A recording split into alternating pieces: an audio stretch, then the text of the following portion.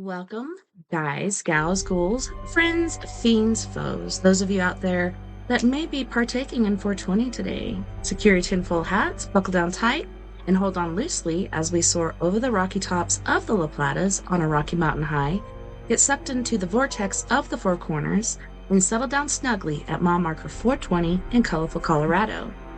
I'm your host, TessaTNT, and we are broadcasting live from the Mile High Clubhouse tonight. Today is Saturday, April 20th, Sunday, April 21st for those of you across the pond and beyond. Good morning, good afternoon, and good evening to you, and thank you so much for joining us on We Are Paradox Media's Late Night in the Rockies. So, if you're listening live right now, you may be listening to us on KPNL Radio, which you can find at KPNL Radio at kpnl-db.com. We're also live on eTalk Radio, which you can find at etalk.tv/radio, as well as Spreaker.com under We Are Paradox Media. If you like to watch as well as listen, you can check us out on Facebook under We Are Paradox Media, as well as Four Corners Paranormal Investigations. And then we're also over on Twitch, and I believe it's Wapham 101, but look for We Are Paradox Media first, just in case. So if you want to listen to us in your free time, whether you're working it, or working out, make sure you tune into us basically wherever you like to listen to your podcasts at. I just had to turn down our background music a little bit. Maybe a little louder, maybe a smidge. So I was super surprised today to discover that it was 420. I didn't even realize it until I took my kids to the park and I'm sitting there listening to, I believe it's 99X or something like that. It's not X-Rocks, but it's something else. And it was just a bunch of Beastie Boys and Sublime and reggae, different things like that. And so I was like, why are they playing these different, stoner songs or whatever? And then I realized it was 420. And it's funny because 420 originally, as far as history goes, was Hitler's birthday, which, poo-poo on that. But yeah, and then later on, it was college students, their secret code for let's go smoke pot after school. So that was what us stoners used to say before it was legalized. And now it's not really used that much. Except for people that say they're 420 savvy.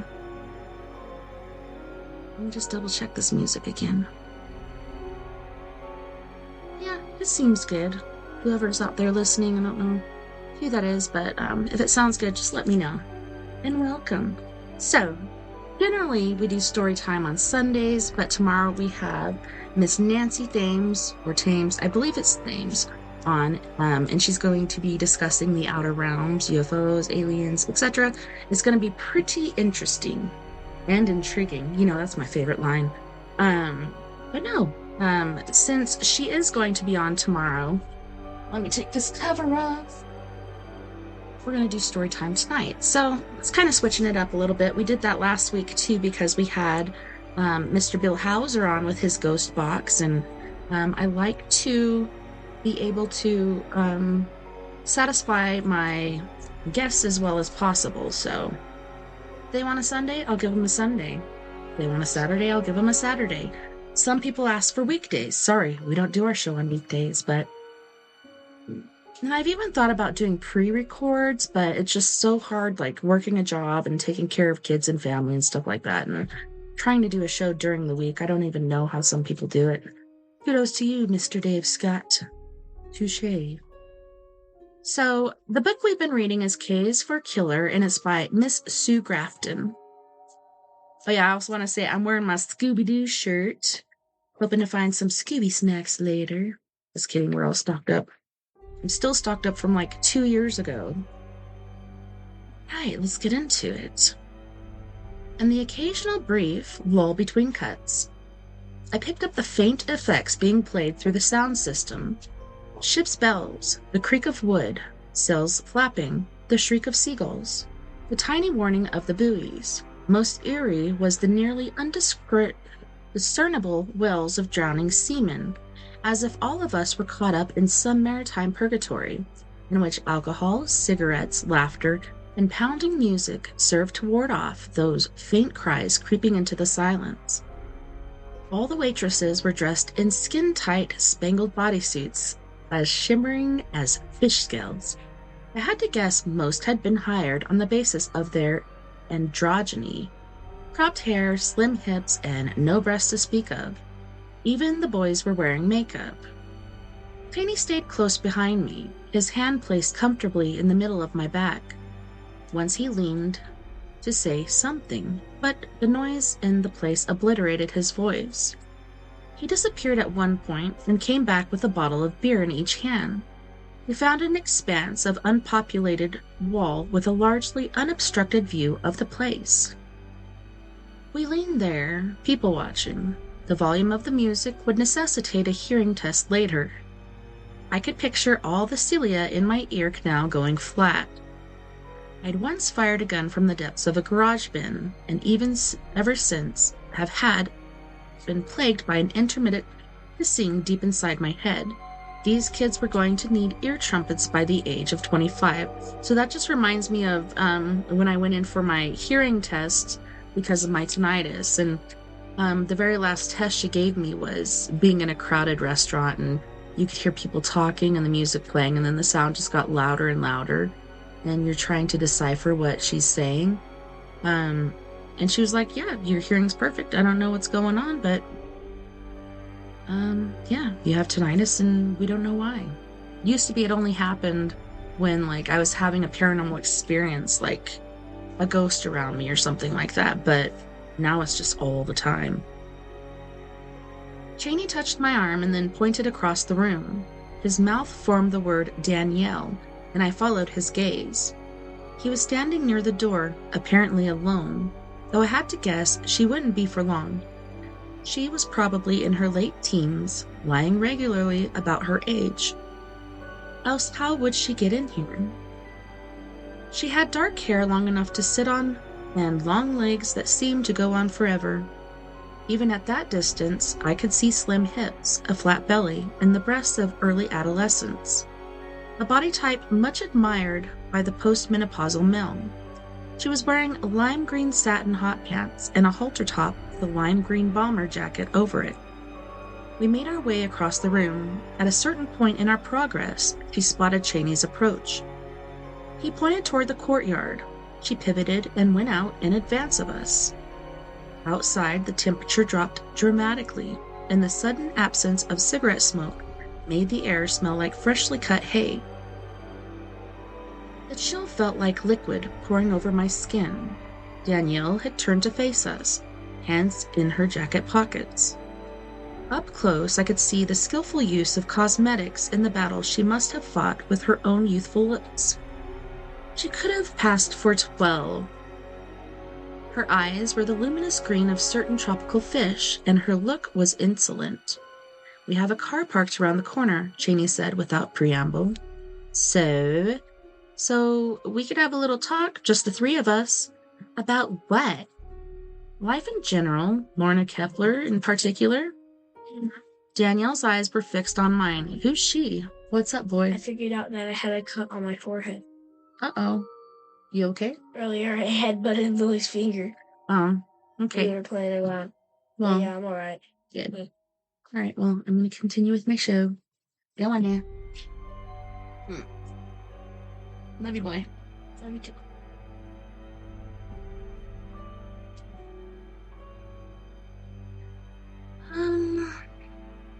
Danielle's eyes were fixed on mine. "Who's she?" "This is Kinsey. Lorna's mother hired her." "This is not a bust?" she said warily. "Oh, come on, Danielle. It's not a bust. She's a private investigator, looking into Lorna's death." "Because I'm telling you, Cheney, you set me up for something. You could get me in real trouble." "It's not a setup, it's a meeting. She'll pay your regular rates." I gave Cheney a look. I'd have to pay the little twerp? Danielle's gaze raked the parking lot and then strayed in my direction. "I don't do women," she said solemnly. I leaned forward and said, "Hey, me neither. In case anybody gives a shit." Cheney ignored me and addressed himself to her. What are you afraid of?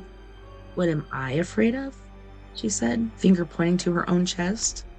Her nails were bitten to the quick. I'm afraid of Lester, for one thing. I'm afraid of losing my teeth. I'm afraid of Mr. Dickhead's going to flatten my nose again. The guy's a bastard, a real prick. You should have pressed charges. I told you that last time, Cheney said. Oh, right. I should have gone ahead and checked into the morgue, saved myself that messy middle step, she snapped. Come on, help us out, Cheney coaxed. She thought about it, looking off into the dark. Finally, grudgingly, she said, I'll talk to her, not to you. That's all I'm asking. I'm not doing it because you're asking. I'm doing it for Lorna, and just this once. I mean it. I don't want you to set me up like this again. Cheney grinned seductively. You're too perfect. Danielle made a face mimicking his manner, which she wasn't buying for a minute. She headed off toward the street, talking back across her shoulder.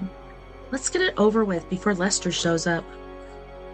Cheney walked us to the car, where we went through the requisite door-wrenching exercise. The ensuing squawk was so loud, a couple halfway down the block stopped necking long enough to see what kind of creature we were torturing. I took the passenger seat and let Danielle take the driver's seat in case she needed to make a hasty getaway. Whoever Lester was, I was getting nervous myself. Cheney leaned toward the window. Back in a bit. You see, Lester, don't you tell him where I'm at, she warned. Trust me, Cheney said. Trust him? What a joke, she said, to no one in particular.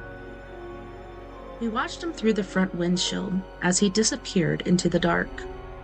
I sat there hoping her Monday night rates were low. I couldn't remember how much cash I had on me, and I didn't think she'd take my visa, which was maxed out anyways. You can smoke if you want, I said, thinking to ingratiate myself. I don't smoke, she said, offended. Smoking wrecks your health. Know how much we pay in this country for smoking-related illnesses? $15 billion a year. My father died of emphysema. It was like walking suffocation every day of his life. Eyes bugging out, he's breathing, he's like this. She paused to demonstrate. Hand on her chest, the sounds she made were a combination of rasping and choking. And he can't get any air. It's a horrible way to die, dragging around this old oxygen tank. You better quit while you're ahead. I don't smoke. I thought you might. I was being polite. Don't be polite on my account, she said. I hate smoking. It's very bad for you. Plus, it stings. Danielle looked around, then regarded the interior of the VW with distaste. What a pigsty. You could get a disease sitting in this thing. At least, you know, he's not on the take, I said. Cops in this town don't take money, she said. They have too much fun sticking people in the can. He's got a much nicer car, but he's too paranoid to bring it down here. So, enough of the chit-chat. Get to the, know you bullshit. What do you want to know about Lorna? As much as you can tell me. How long did you know her? Danielle's mouth pulled down in a facial shrug. Couple years. We met working for this escort service. She was a good person. She was like a mother to me. She was my, mentor? Only now I see I should have listened to her more. How so? Lorna killed me. She was great. She really blew me away. I was totally in awe. She knew what she wanted, and she went after it. And if you didn't like where she was coming from, then it was too bad for you. What does she want? $1 million for starters. She wanted to retire by the time she was 30. She could have done it too, if she'd lived long enough. How'd she propose to do it? How do you think? That's a lot of time on your back, I said. Not at the rates she charged. After she left the escort service, she was making $200,000 a year. $200,000! I couldn't believe it. She was smart. She invested. She didn't blow money the way I would have if I'd been in her shoes. I got no head for finance. What's in my pocket I spend, and when it's gone, I start over.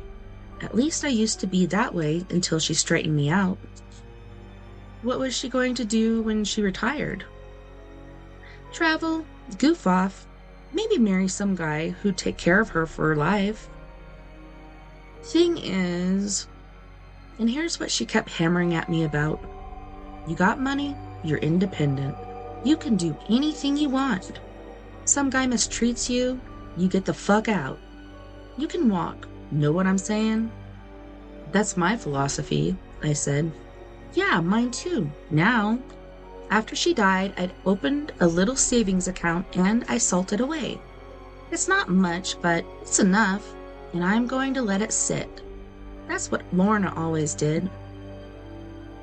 You put it in the bank and you let it collect interest. She put a lot of her money in the blue chip stocks, municipal bonds, shit like that. But she did it all herself. She wasn't in this business about financial managers and people like that because, for one thing, she said it's the perfect excuse for some asshole to come along and rip you off. You know, stockbrokers. She called them portfolio pimps. She laughed at the phrase, apparently amused at the idea of procurers on Wall Street. How about you? You got savings? As a matter of fact, I do. Where is it? What did you do with it? I put it in CDs, I said. Feeling faintly sensitive on the subject, it seemed strange defending my financial strategy to some girl who worked the streets. That's good. Lorna did some of that too. She likes tax-free minus, and she had some of her money in Guinea maize. Or is it Ginny? I think it's Ginny maize. Whatever they are, listen to us. This is what I like, talking about all this long-term stuff. You have money, that's power, and no guy can come along and punch your lights out, right? You mentioned her making $200,000. She pay taxes on the money? Hey, Shay. What's up, Cheyenne? Good to see you. Of course, never fuck with the feds was her first rule of thumb. That's the first thing she taught me. Anything you make, you declare. Know how they got Al Capone and those guys? Undeclared income. You cheat the feds, you end up in the can. Like big time. And that's no lie. What about... Just a minute, she cut in. Let me ask you something else. How much do you earn? I stared at her. How much do I earn?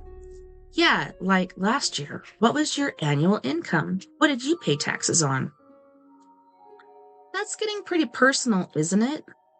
You don't have to act like that. This is strictly between us. You say, and then I will. We'll trade tit for tat, as it were. 25,000. Now it was her turn to stare. That's all? I earned twice that. No fooling.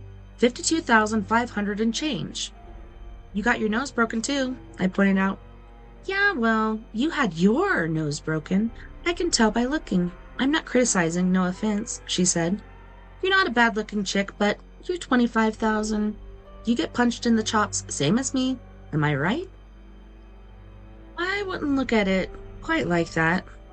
Don't bullshit yourself. I learned that from Lorna, too. Take my word for it. Your job is dangerous, the same as mine, with only half the pay. You ought to switch, in my opinion. Not that I'm promoting this line of work, I'm just telling you what I think. Well, I appreciate your concern. If I decide to change careers, I'll come to you for counseling. She smiled, amused at the sarcasm, or what she assumed was sarcasm.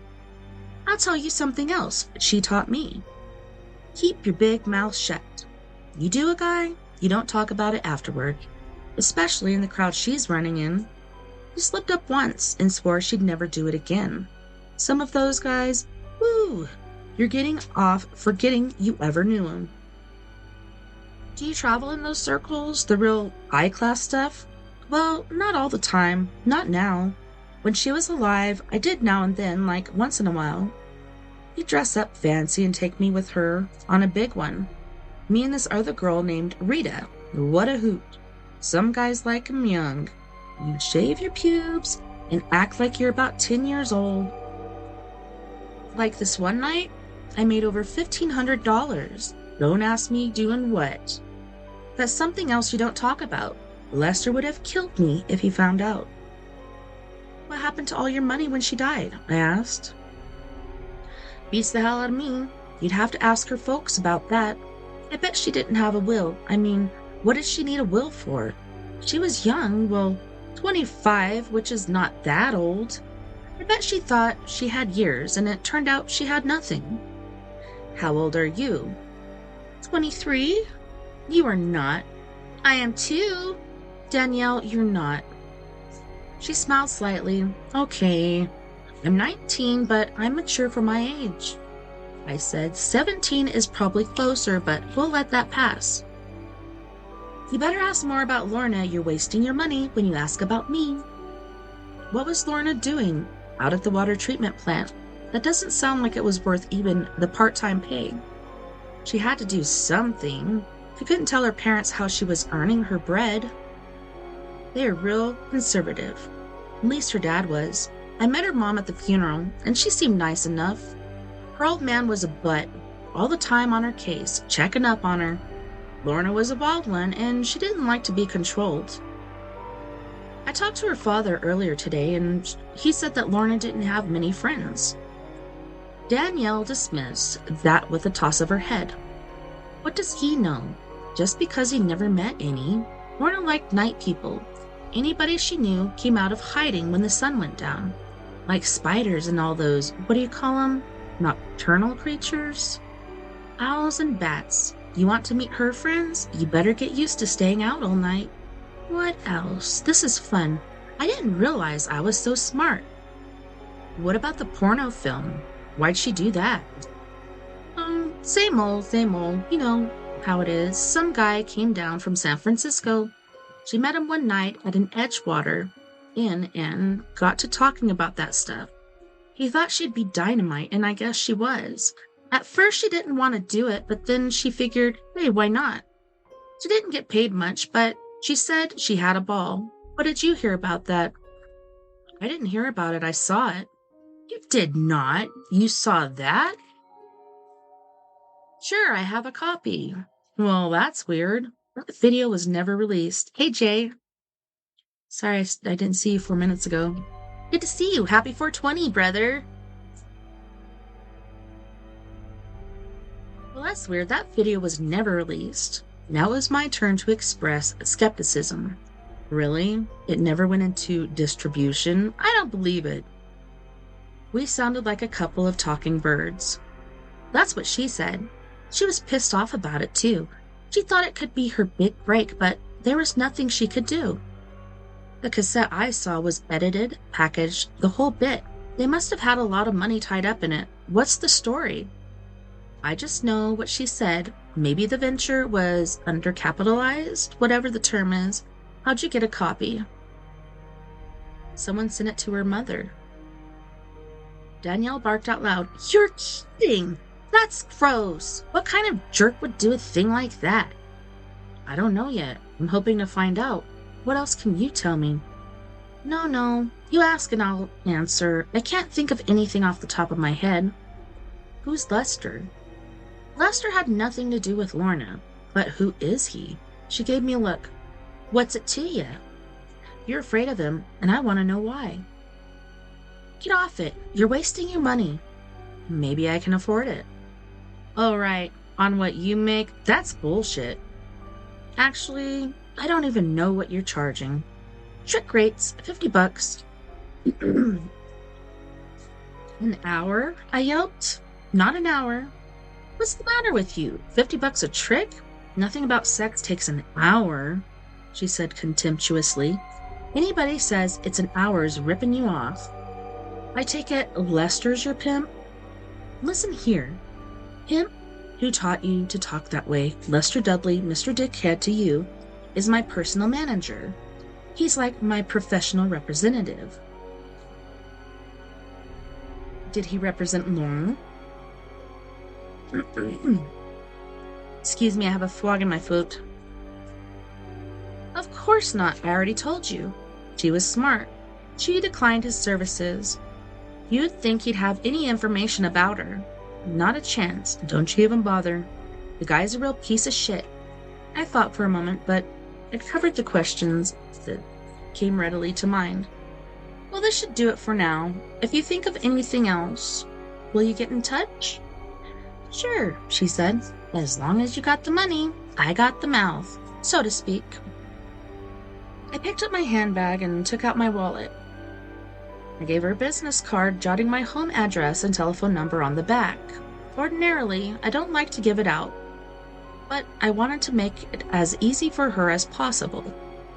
I reviewed my cash supply. I thought maybe she'd be magnanimous and waive her fees, but she held her hand out, watching carefully as I counted bills into her palm. I had to make up the last dollar with the loose change in the bottom of my bag. Of course, I was short. Don't worry about it. You can owe me the dime. I'll give you an IOU, I said. She waved the offer aside. I trust you. Tucked the money in her jacket pocket. Men are funny, you know. Big male fantasy about hookers. I see this in all the books written by men. Some guy meets a hooker, and she's gorgeous. Big knockers, refined, and she's got the hots for him. Him and her end up boinking, and when he's done, she won't take his money. He's so wonderful, she doesn't want to charge him money like she does everyone else. Now that's bullshit for sure. I never knew a hooker who'd do a guy for free. Anyway, hooker sex is for shit. If he thinks that's a gift, then the joke's on him. Jeez, she got a little serious there, didn't she? Chapter 8. I need to take a drink.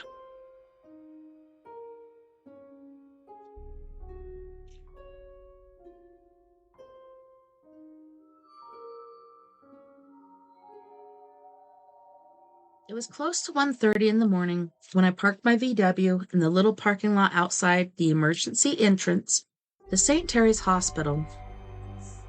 After my conversation with Danielle, Cheney had dropped me back at the place. I moved in through the squeaking gate and around to the back. I heard Cheney give his horn a short toot, and then he took off. The night sky was still clear, bright with stars, but I could see patchy clouds collecting at the western edge as predicted. An airplane moved across my field of vision, a distant dot of red winking among the pinpricks of white, the sound trailing behind it like a banner advertising flight. The final quarter of the moon had narrowed to the curved silver of a shepherd's crook, a cloud like a wisp of cotton caught in its crescent. I could have sworn I still heard the booming music that had shaken Neptune's palace. In reality, the club was less than a mile from my apartment, and I suppose it was possible the sound might have carried. It was more likely a stereo or a car radio in much closer range, against the drumming of the high tide at the ocean half a block away. The faint thump of bass was a muted counterpoint, brooding, silky, and indistinct. I paused, keys in hand, and leaned my head briefly against the door to my place. I was tired but curiously disinterested in sleep. I've always been a day person, thoroughly addicted to early rising and morning sunshine in a 9-to-5 world. I might work late on occasion, but for the most part, I'm home by early evening and sound sleep by 11. Tonight, yet again, I was nudged by restlessness. Some long-suppressed aspect of my personality was being activated, and I could feel myself respond. I wanted to talk to Serena Bonney, the nurse who discovered Lorna's body. Somewhere in the accumulating verbal portrait of Lorna Kepler was the key to her death. I went back through the gate and closed it quietly behind me. The emergency room had an air of abandonment. The sliding glass doors opened with a hush, and I moved into the quiet of the blue and gray space. There were lights on in the reception area, but the patient registration windows had been closed for hours. To the left, behind a small partition with its wall-mounted pay telephones and waiting room, was empty, the TV a square of blank gray. I peered to the right toward the examining rooms. Most were dark, with the surrounding curtains pulled back and secured on overhead tracks. I could smell freshly perked coffee wafting from a little kitchenette at the rear of the facility. A young black woman in a white lab coat came out of the doorway marked linens. She was small and pretty. She paused when she spotted me, flashing a smile. "Oh, I'm sorry, I didn't know anyone was here. Can I help you?" "I'm looking for Serena Bonnie. Is she working this shift?" The woman glanced at her watch. "She should be back shortly. She's on her break. You want to have a seat? The TV's on the blink, but there's lots of reading material." "Thanks." For the next 15 minutes, I read outdated issues of Family Circle magazine. Articles about children, health and fitness, nutrition, home decorating, and inexpensive home building projects meant for Dad in his spare time.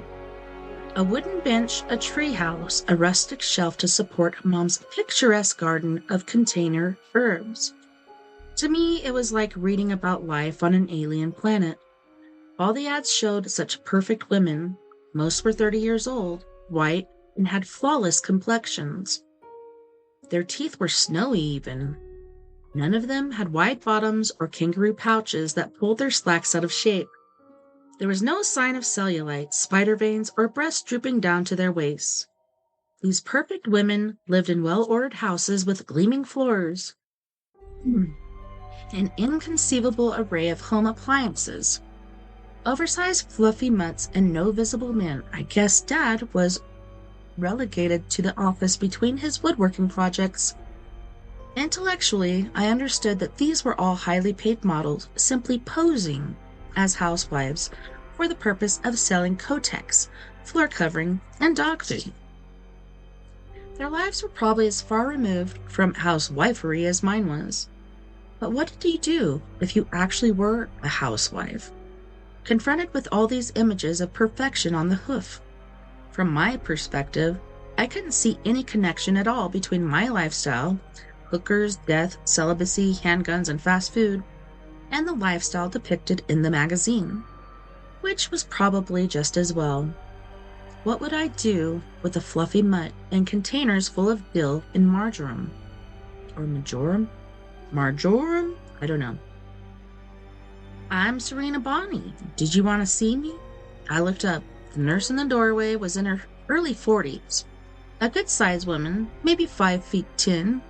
She wasn't obese by any stretch, but she carried a lot of weight on her frame. The women in her family probably described themselves as hardy peasant stock.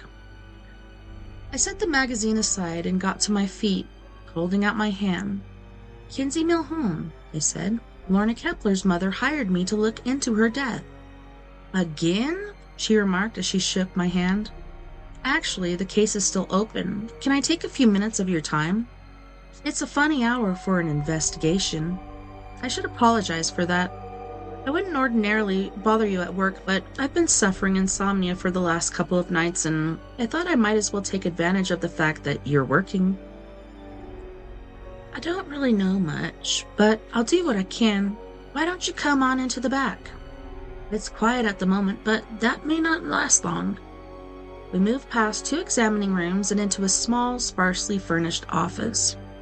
Like the nurses upstairs, she was dressed in ordinary street clothes, a white cotton blouse, beige gabardine pants, and a matching vest. The crepe-soled shoes marked her as someone who stood for long hours on her feet, also her wristwatch like a meat thermometer with a sweeping second hand. Serena paused at the doorframe and leaned out into the hall. "I'll be back in a few. Here if you need me, Joan." "No problem," came the reply. Serena left the door ajar, positioning her chair so she could keep an eye on the corridor. "Sorry you had to wait. I was up in the medical floor. My father was readmitted a couple of days ago, and I try to peek in on him, if I get a chance." She had a wide, unlined face and high cheekbones. Her teeth were straight and square, but slightly discolored, perhaps the result of illness or poor nutrition in her youth. Her eyes were light green, her brows pale.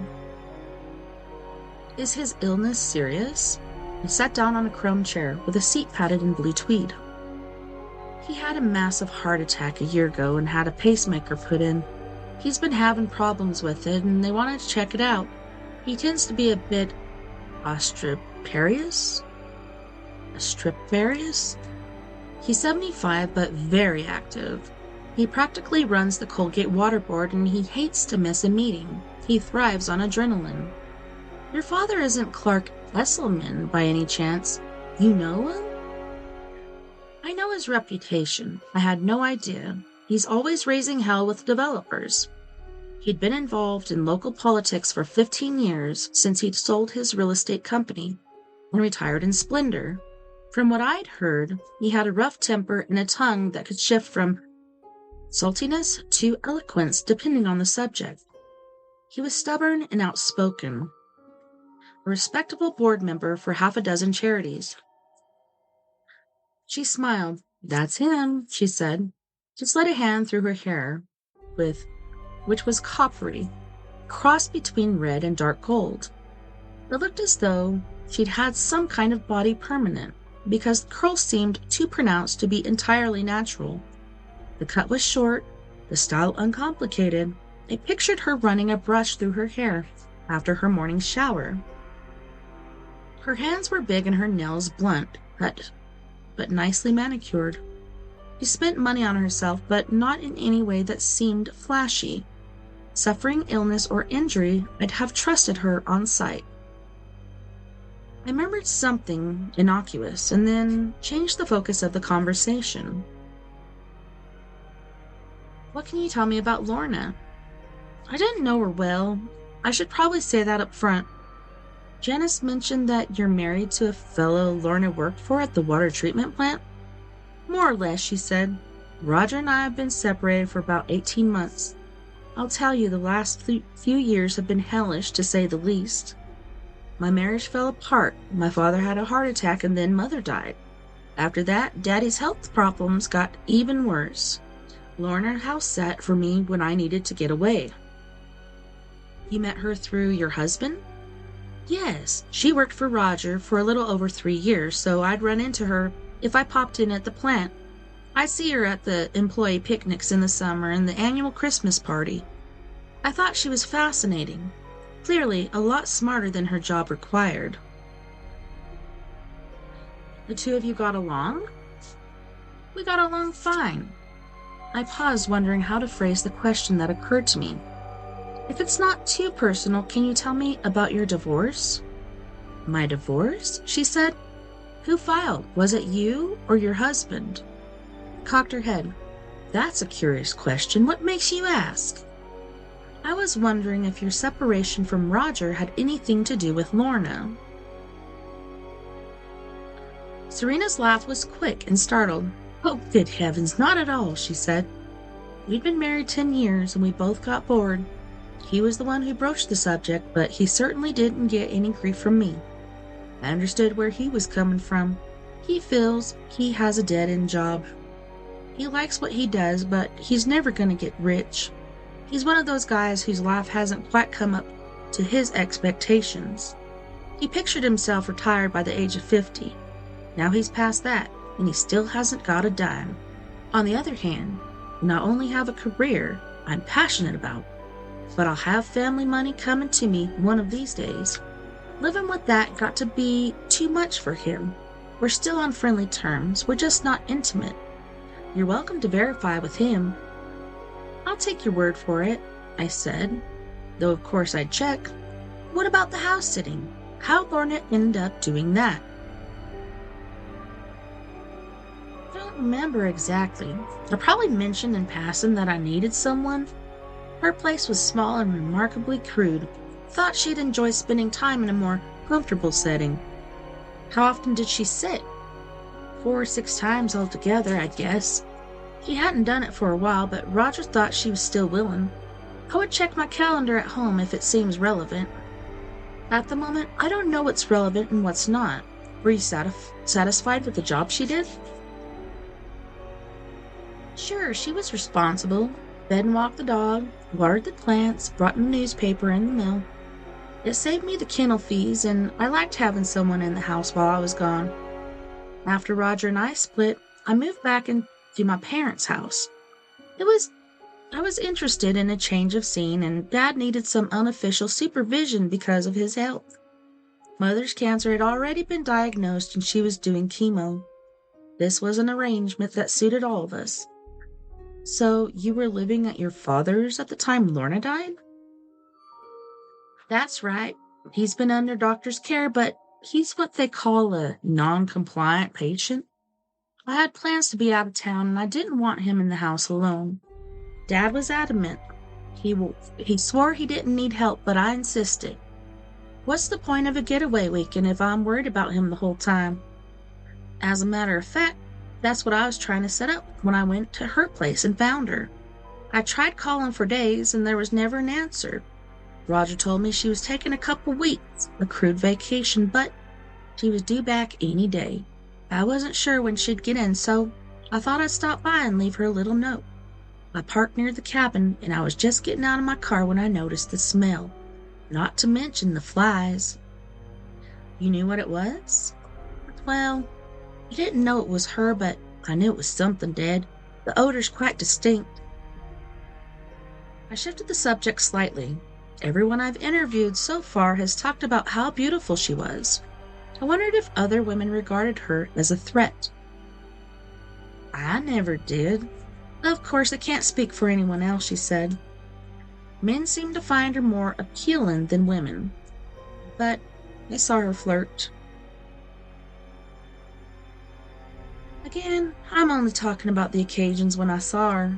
From what I hear, she liked living on the edge, I said. I introduced the matter without framing a question, interested in what kind of response I might get. Serena held my gaze, but she made no reply. So far, she tended to editorialize on every question I asked. I ran the query one more round. Were you aware that she was involved in other activities? I don't understand the question. What kind of activities are you referring to? Of a sexual nature. Ah, that. Yes, I assume you're referring to the money she made from the hotel trade. Humping for hire, she said drolly. I didn't think it was my place to bring that up. Was it common knowledge? I don't think Roger knew, but I certainly did. How did you find out?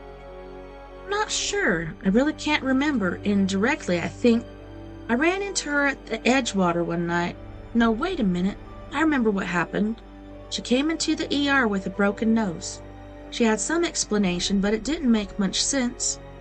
I've seen assault and battery, often enough that I wasn't fooled. I didn't say so to her, but I knew something was going on. Could it have been a boyfriend? Someone she was living with? I could hear voices in the hallway. She glanced over at the door. I guess I could have been, but as far as I knew, she was never in any kind of steady relationship. Anyway, the story she told seemed suspect. I've never forgotten what it was now, but it seemed phony as hell. And it wasn't just the broken nose. It was that in conjunction with some other things. Such as her wardrobe, her jewelry. She was subtle about it, but I couldn't help noticing. When was the incident that brought her to the emergency room? I don't remember exactly, probably 2 years ago. Check the medical records. They can give you the date. You don't know hospitals. I'd have better luck getting access to state secrets, I said. The baby had begun to cry fretfully in the waiting room. Does it make a difference? It might. Suppose the guy who punched her decided to take it to a permanent level. Oh, I see your point. Serena's eyes strayed to the open door again as Joan went past. But she didn't confide in you when she came in? Not at all. After I saw her at the Edgewater, I put 2 and 2 together. Seems like a bit of a leap. Not if you'd seen her that night that I ran into her. Part of it, too, was the guy she was with. Older, very slick, gold jewelry, gorgeous suit. Clearly a man who had money to burn. I saw them in the barn and later in the boutique where she was trying on clothes. He dropped a bundle that night, 4 Escada outfits, and she was modeling a 5th. I assume Escada is expensive. Dear God, she laughed, patting herself on the chest. Lights were going on in the examining cubicle across from us. I could hear the murmuring of voices, fussy baby, drill mom speaking rapidly, with rapid-fire Spanish. Serena went on. It happened again within the month, as I remember. Same situation, different guy, same look. Didn't take a rocket scientist to figure it out. You think one of these guys knocked her around? I think it's a better explanation than the one she gave. I'm not saying this is always true, but some guys in that age bracket start having trouble with impotency. They pick up high-priced call girls and spread the money around, champagne and gifts, gorgeous babe in tow. It looks good on the surface, and everybody thinks what a stud he is. What these men are looking for is a one-up relationship because they can't get it up any other way. He's paying for the service, so if the equipment doesn't work, it's her fault, not his, and he can express his disappointment any way he likes. With his fist? If you want to look at it from his point of view, why not? He's paid for her, she's his. If he can't perform, he's got her to blame, and he can place her in the chops. Some deal. He keeps the cash and the clothes in exchange for the punishment. She doesn't always get punishment. Some of these guys like to be punished themselves. Beaten, humiliated. They like to have their little fanny spanked for being bad, bad, bad. Did Lorna tell you this? No, but I've heard it from a couple of other hookers on the local circuit. I also did some reading on the subject when I was getting my degree.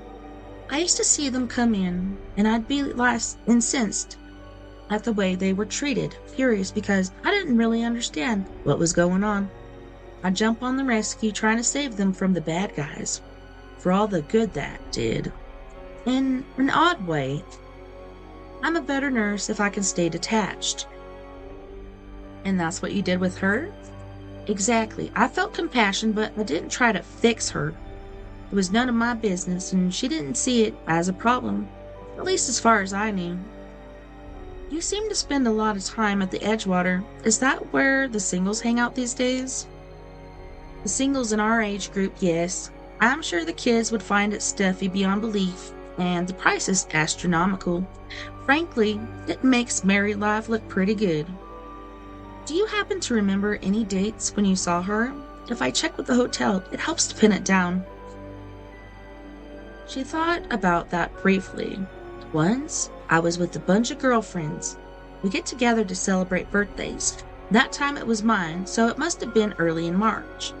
We don't always manage to get together on the exact date, but it would have been a Friday or a Saturday because that's when we play.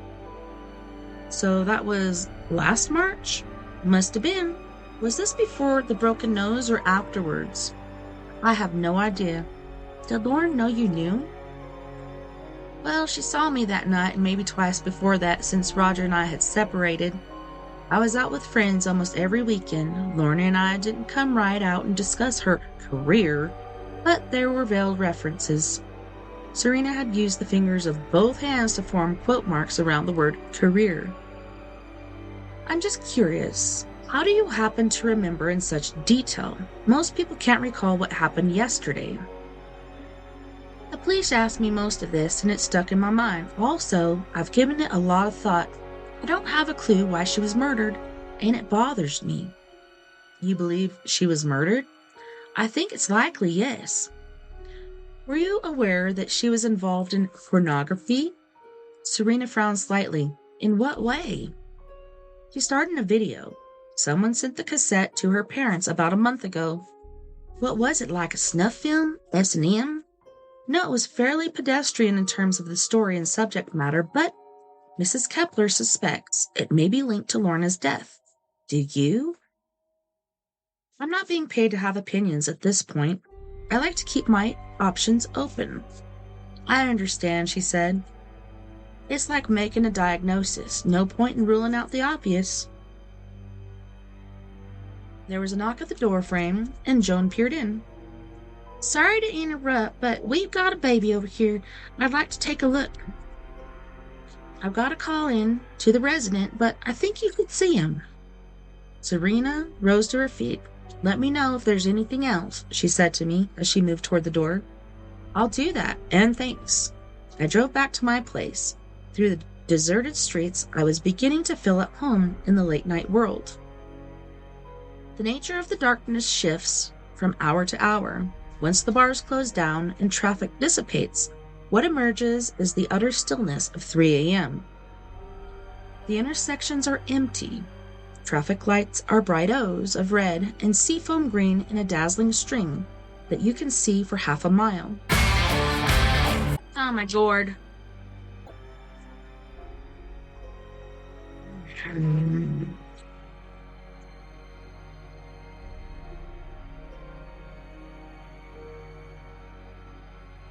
Hello? Sorry, guys. Wow. Are we back? Because it keeps going in and out. Anywho's. Most of the residential windows I saw were dark. Where an occasional light burned, I pictured students churning out last-minute papers. The nightmares of the young, or maybe the lights burned for recent insomniacs like me. Police car cruised slowly along Cabana Boulevard. The uniformed officer turned to stare at me as I passed. I took a left onto my street and found a parking place. I locked the car. The sky was velvety, with clouds now and stars completely obscured. Darkness hugged the ground, while the sky was tinged with eerie light, like dark gray construction paper, with smudged white chalk. Behind me, I heard low hum of the air moving swiftly through the spokes of a bike. I turned in time to see the man on the bicycle passing. From the rear, his taillight in strips of reflecting tape on his heels made him look like someone juggling 3 small points of light. The effect was oddly unsettling, a circus act of spirits performed solely for me. I went through the gate and let myself into my apartment, flipping on the light. Everything was orderly, just as I'd left it. The quiet was profound. I could feel a little nudge of anxiety, made up of weariness, the late hour, empty rooms around me. I wasn't going to be able to sleep at this point. It was like hunger. Once the peak moment passed, the appetite diminished and you could simply do without. Food, sleep. What difference did it make? The metabolism shifts into overdrive, calling up energy from some other source. If I'd gone to bed at 9 or even 10 o'clock, I could have slept through the night, but now my sleep permit had reached its expiration point. Having stayed awake this long, I was consigned to further wakefulness. My body was both fatigued and fired up. I dropped my handbag and jacket on the chair by the door. I glanced at the answering machine. No messages. Did I have any wine on the premises? No, I did not. I checked the contents of the refrigerator, which showed nothing of culinary interest. My pantry was typically barren, a few stray cans and dried items that singly or in combination would never constitute anything remotely edible, unless you favored uncooked lentils with maple syrup. Ew.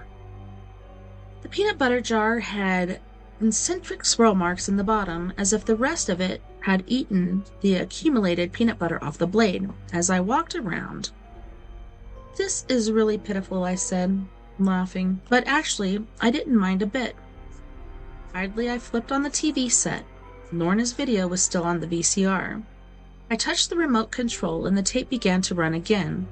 I had no intention of watching my late-night sex, but I went through the credits twice.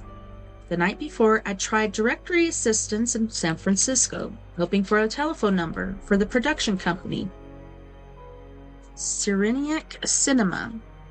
In the credits, the producer, director, and film editor were all listed by name: Joseph Ayers, Morton Castlebaum, and Chester Ellis, respectively. What the hell? Telephone operators? Or awake all night? I tried the names in reverse order, bombing out on the first 2. When I got to the producer, I picked up a hit. The operator sang, "Thank you for using AT&T." And a recording kicked in. A mechanical voice came on the line and recited Joseph Ayers' number for me twice. I made a note, then picked up the phone and called directory assistance in San Francisco again, this time checking for a listing in the names of other players, Russell Turpin and Nancy Dodds. She wasn't listed, but there were 2 Turpins with the first initial R, one on Haight and one on Greenwich.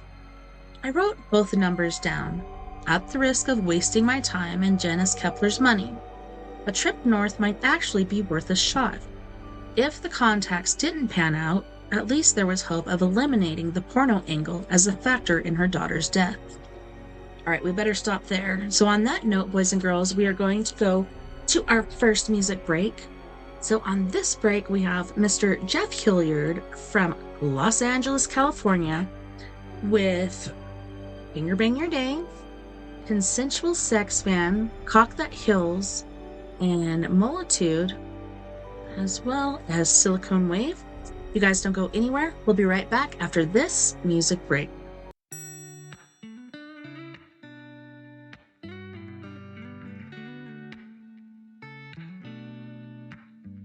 When your life is a never-ending train wreck, and you feel like you're drowning in a sea of regret, with a bit of oppression pressing down on your neck, it hurts so bad.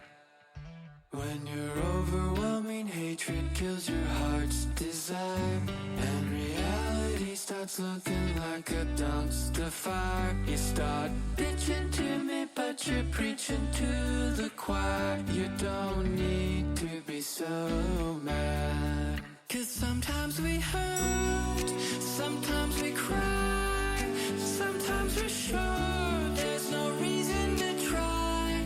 When the whole world goes completely insane, open your heart, stand up and sing. I'm gonna finger bang my day. Yeah, yeah, I'll finger bang my day. That's right. You gotta make the choice to give it all you've got, and make your day long with pleasure, really make it hot. Because your day deserves a lover that pulls out the stops. Come on, it's not so hard. 'Cause sometimes we hurt, sometimes we cry, sometimes we're sure there's no reason to try. When the whole world blows up in our face, what else could we do but stand up and sing? I'm gonna finger bang my day. Yeah, yeah, finger bang my day.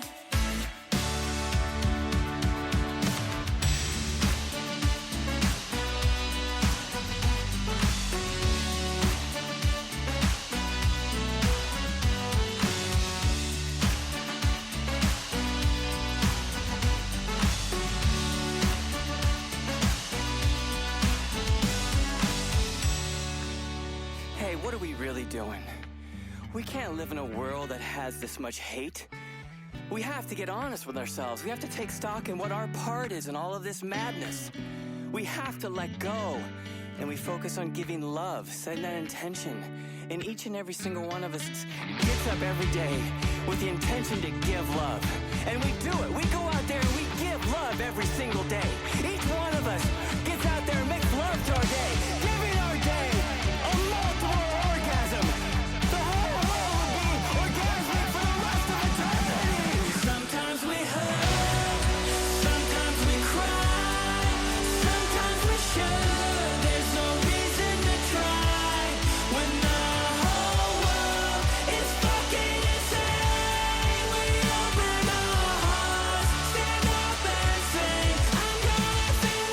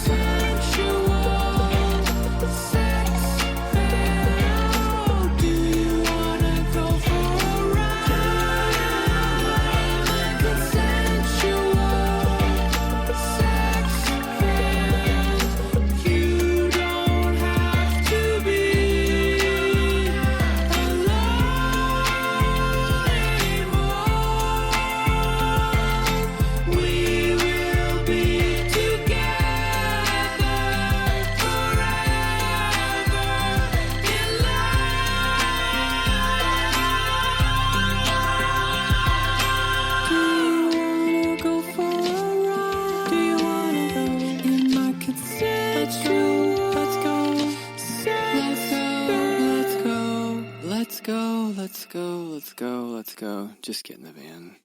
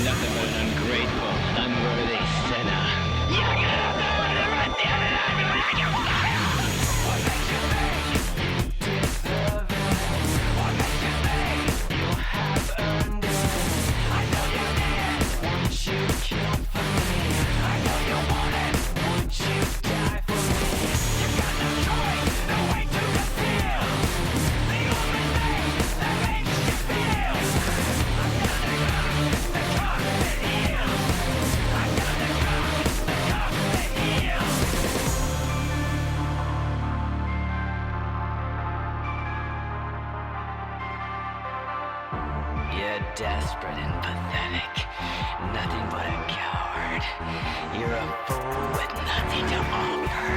No one will ever believe you. They see you for what you are. You're just a fraud, a shell of a person. And now the power of the spirit of penetrates the demons that love you.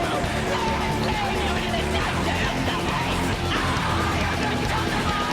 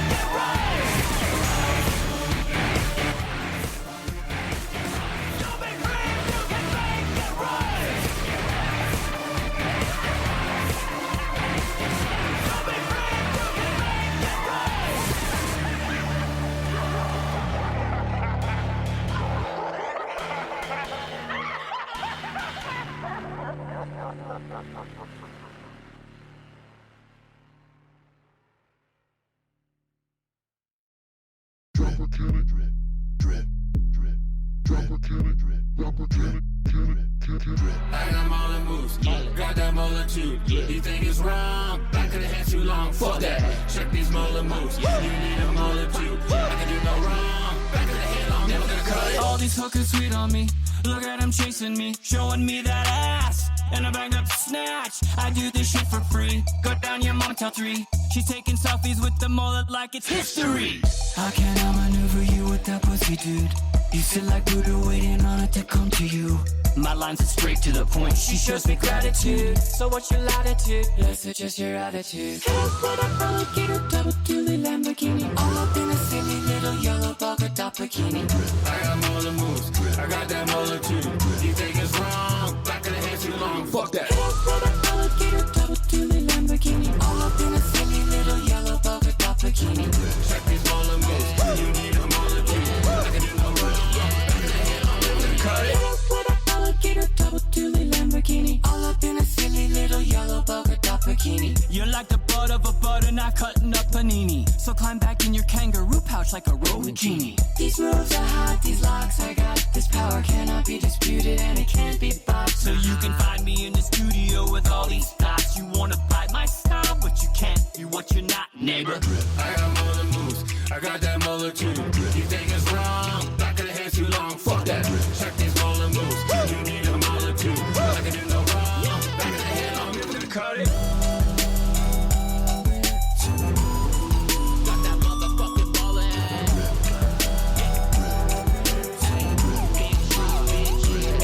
You wanna touch it?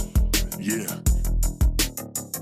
Next time you come around here with your bitch ass, just remember how my mullet makes your hose pussy drip, drip, drip. I got more than moves, I got that multitude. You think it's wrong, back of the head too long. Fuck that. Check these rolling moves. You need a multitude. I can do no wrong. Never gonna cut it. I got more than moves, I got that multitude. You think it's wrong, back of the head too long. Fuck that. Check these rolling moves. You need a multitude. I can do no wrong. Back of the head, never gonna cut it. Never gonna cut it.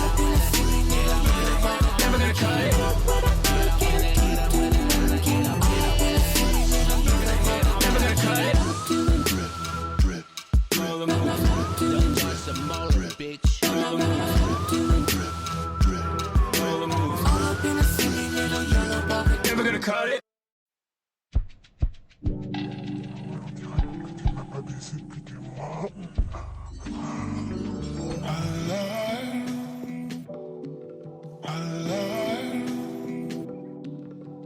I just got a package, I can't wait to get home. I spent all day tracking the shipment of my phone, all that she was lacking.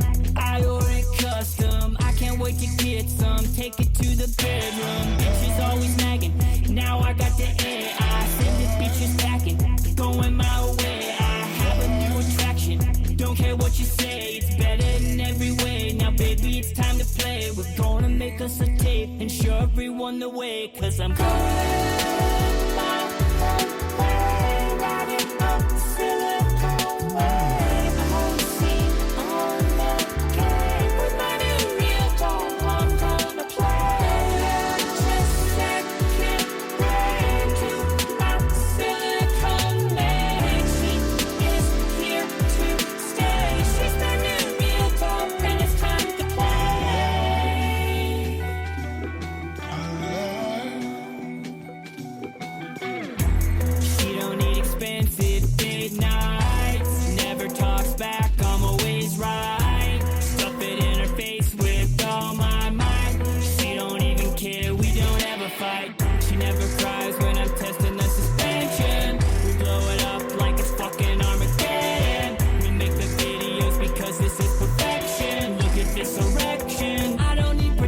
cause I'm going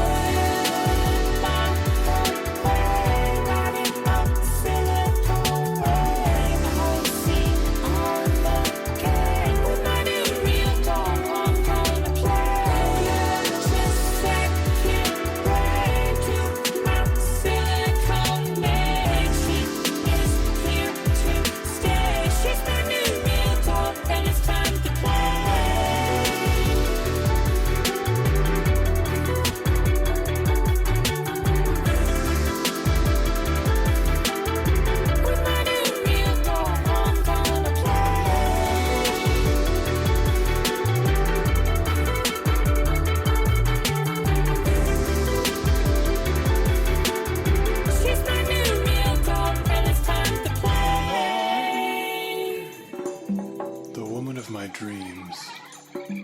Voulez-vous coucher avec moi? Fais-moi l'amour. Je suis amoureux. Je pense toujours à Enchanté, tous les champs, ma chérie, mon Tous les potatoes nasty. Easy, touchy, rub the nipple. tous les champs. C'est moi.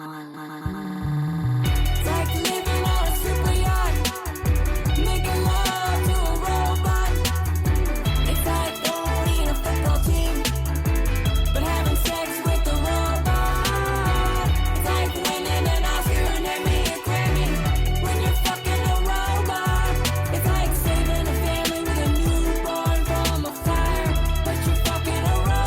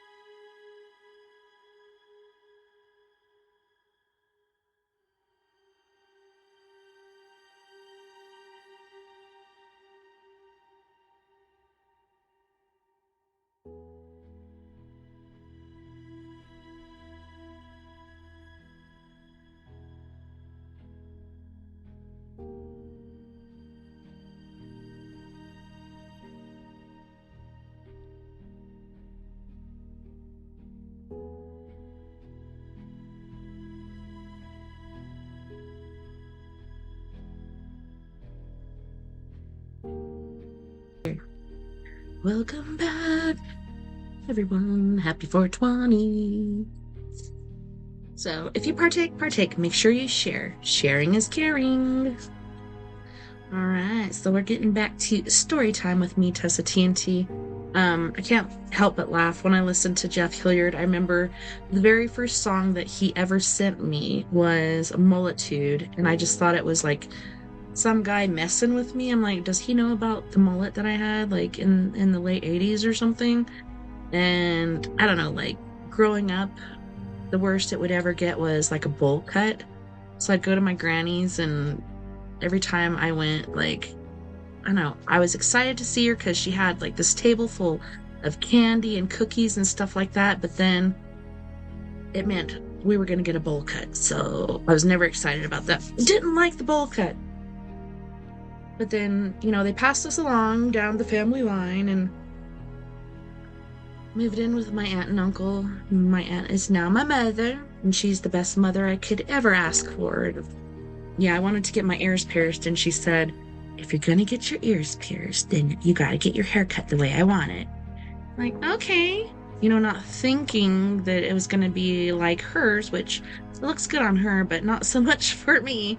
I don't know, I took a lot of flack for that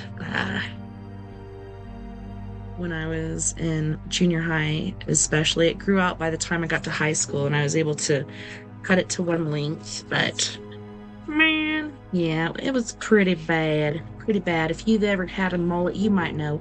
Some people still have a mullet. There's some guy on YouTube, man, what is his name? I don't know, but he's very popular, and he's got a mullet too. Don't discriminate. Mullets are people too. Come on now. Let's all get along. Can't we just all hit a bong? Just kidding.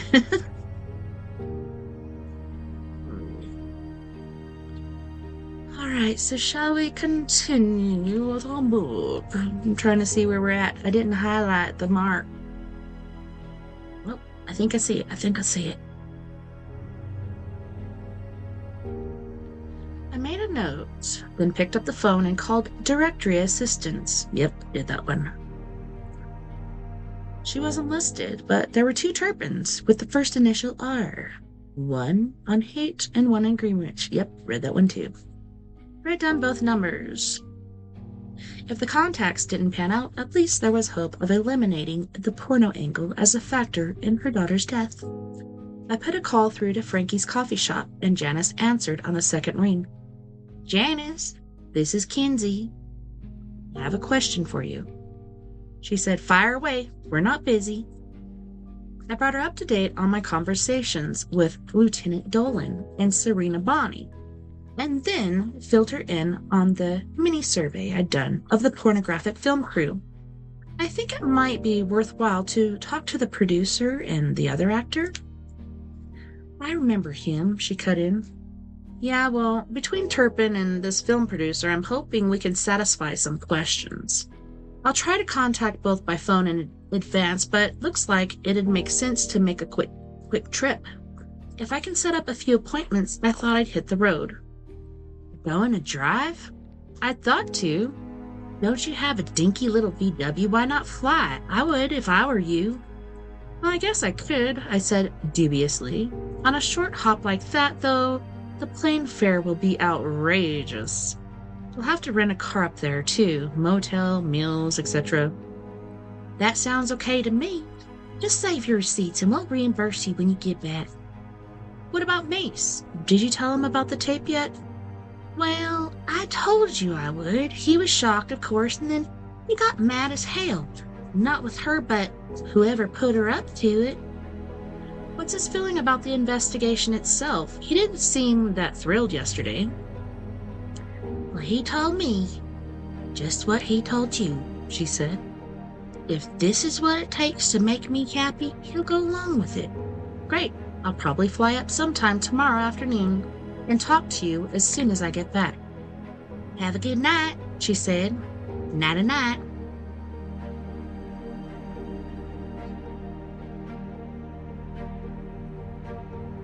Chapter 9.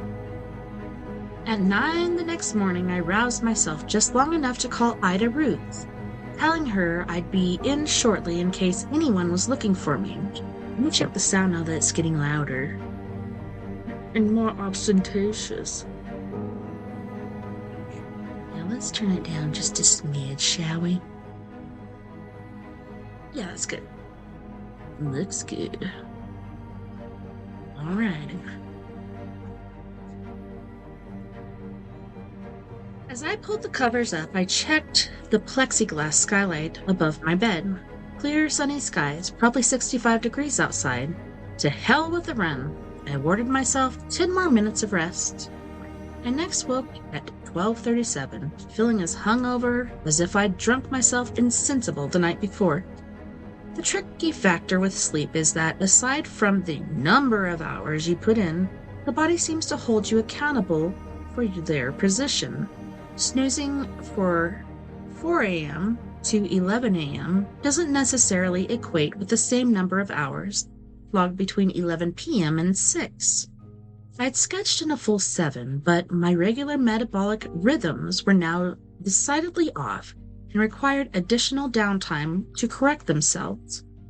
I called Ida Ruth again and was relieved to discover she was out at lunch. I left a message indicating I'd been delayed by a meeting with a client. Don't ask why I fibbed to a woman who doesn't even cut my paycheck. Sometimes I lie just to keep my skills up. I staggered out of bed into the bathroom where I brushed my teeth. I felt as if I'd been anesthetized or anesthetized, anyways, and I was sure that none of my extremities would function. I propped myself up against the wall in the shower, hoping the hydrotherapy would mend my skewing circuits. Once dressed, I found myself eating breakfast at 1 in the afternoon, wondering if I'd ever get myself back on track. I put on a pot of coffee and dosed myself with caffeine while I made some phone calls to San Francisco. I know, I think I might turn this up. I'm having problems finding the right lighting in here today. Why do I look so terrible? I don't know. I can't find a happy spot. Can't find a happy spot here. Yeah, what the crap is going on? I don't get it.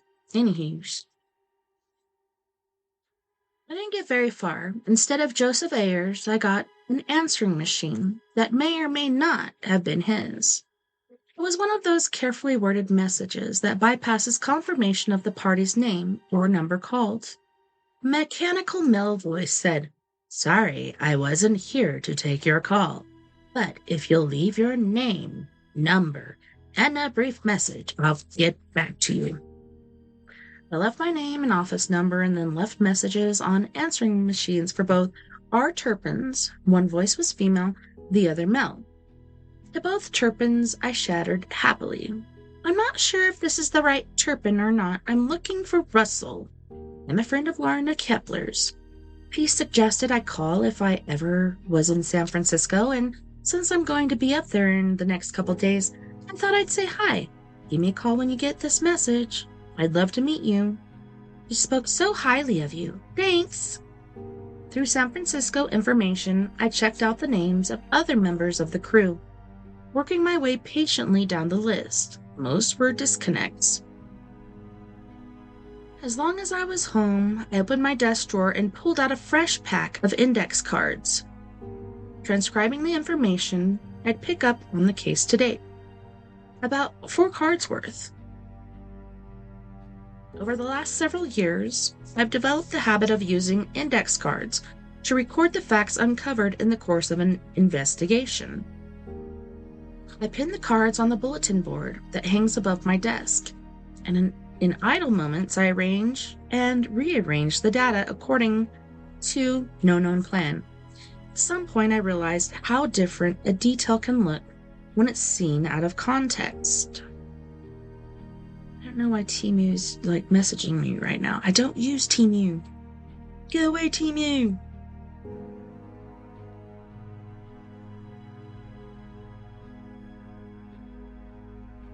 Like the pieces in a jigsaw puzzle, the shape of reality seems to shift according to circumstance. What seems strange or unusual can make perfect sense when it's placed in the proper setting. By the same token, what seems unremarkable can suddenly yield up precious secrets when placed against a different backdrop.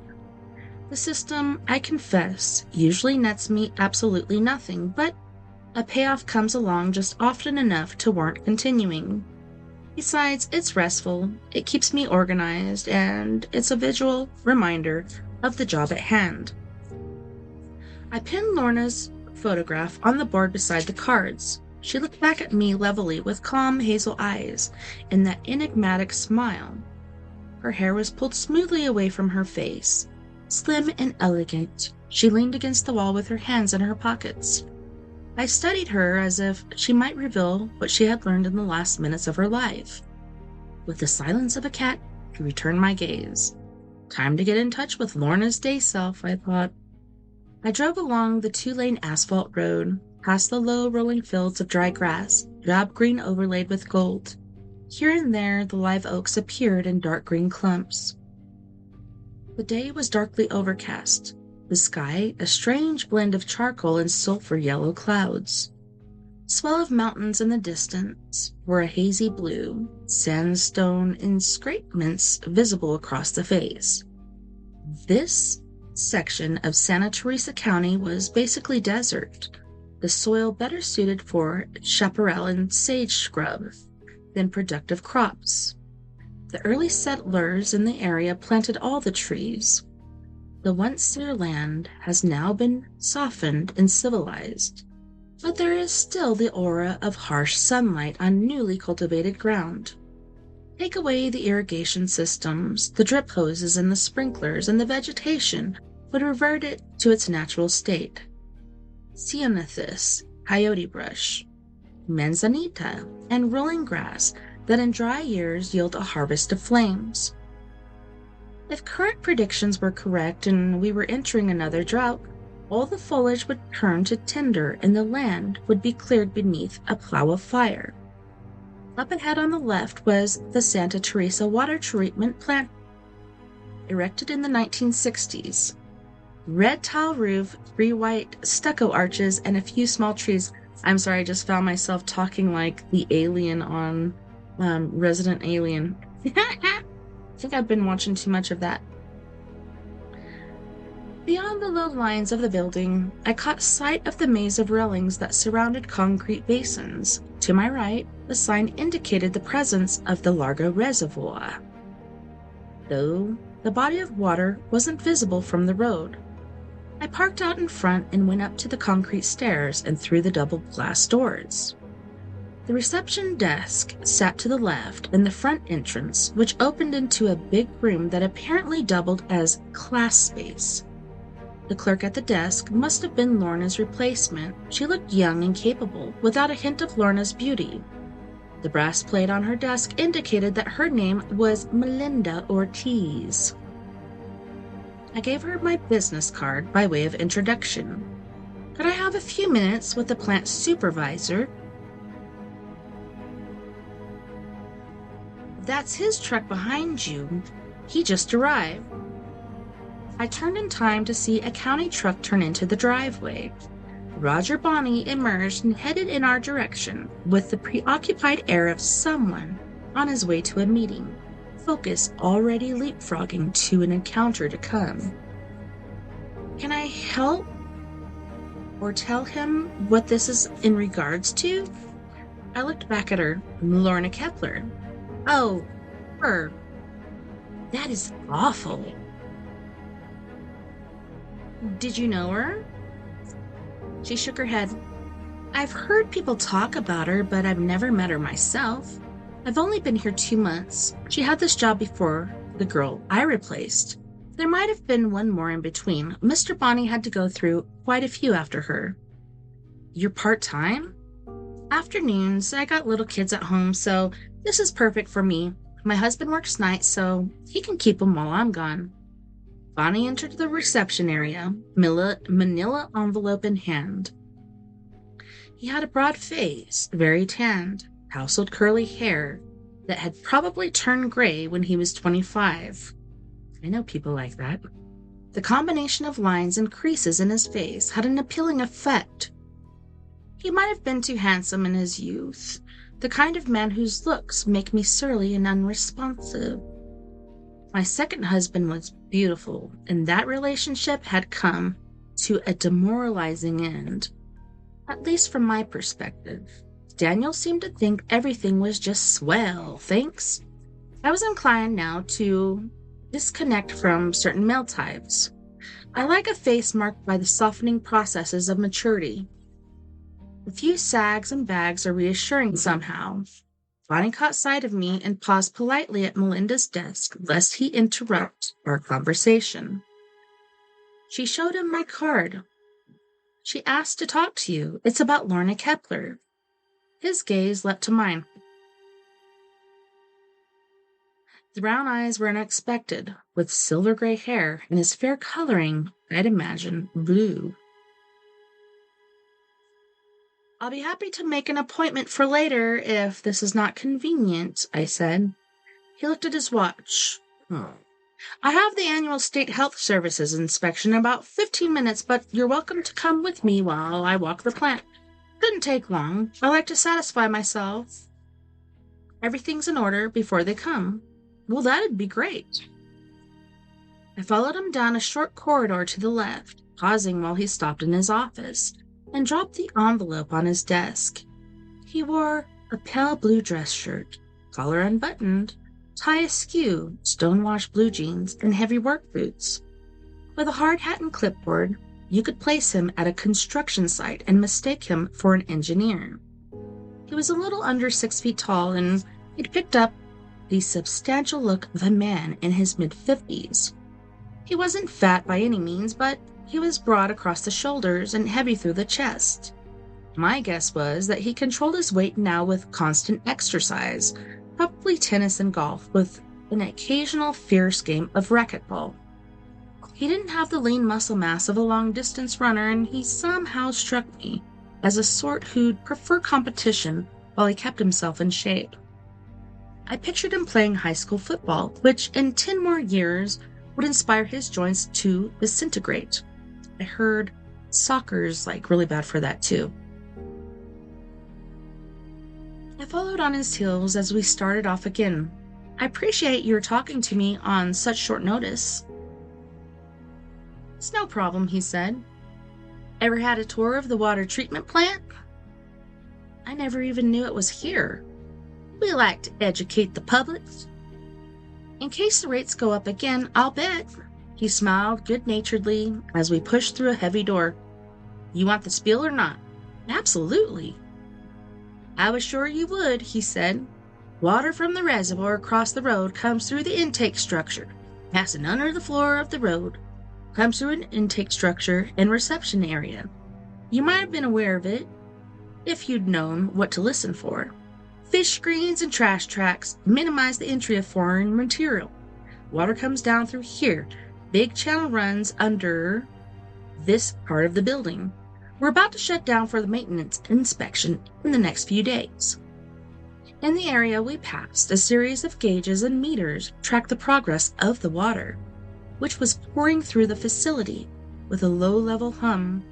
The floors were concrete, and the pipes in a tangled grip across the wall were painted pink, dark green, brown, and blue, with arrows pointing in 4 directions.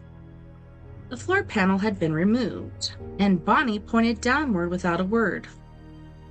I peered into the hole. Down about 4 feet, I could see black water moving blindly through the channel, like a mole. The hair along my arms seemed to crawl in response. There was no way to tell just how deep it was or what might be undulating in its depths. I stepped away from the hole, picturing a long-suckered tentacle whipping out to grab my foot and drag me in. I'm nothing if not suggestible. A door closed behind us with a hollow clank, and I was forced to suppress a shriek. Bonnie didn't seem to notice. "When did you last talk to Lorna?" I asked. "Friday morning, April 20th, he said. "I remember because I had a golf tournament that weekend, and I was hoping to leave work early and get out to the driving range. She was due in at 1, but she phoned and said she was suffering a real bad allergy attack. She was trying to get out of town anyway, to find some relief from the pollen count, so I told her to go ahead and take the day off. There wasn't any point in having her come in if she was feeling punk. According to the police, she died the next day." "So she was supposed to be back at work May 7th?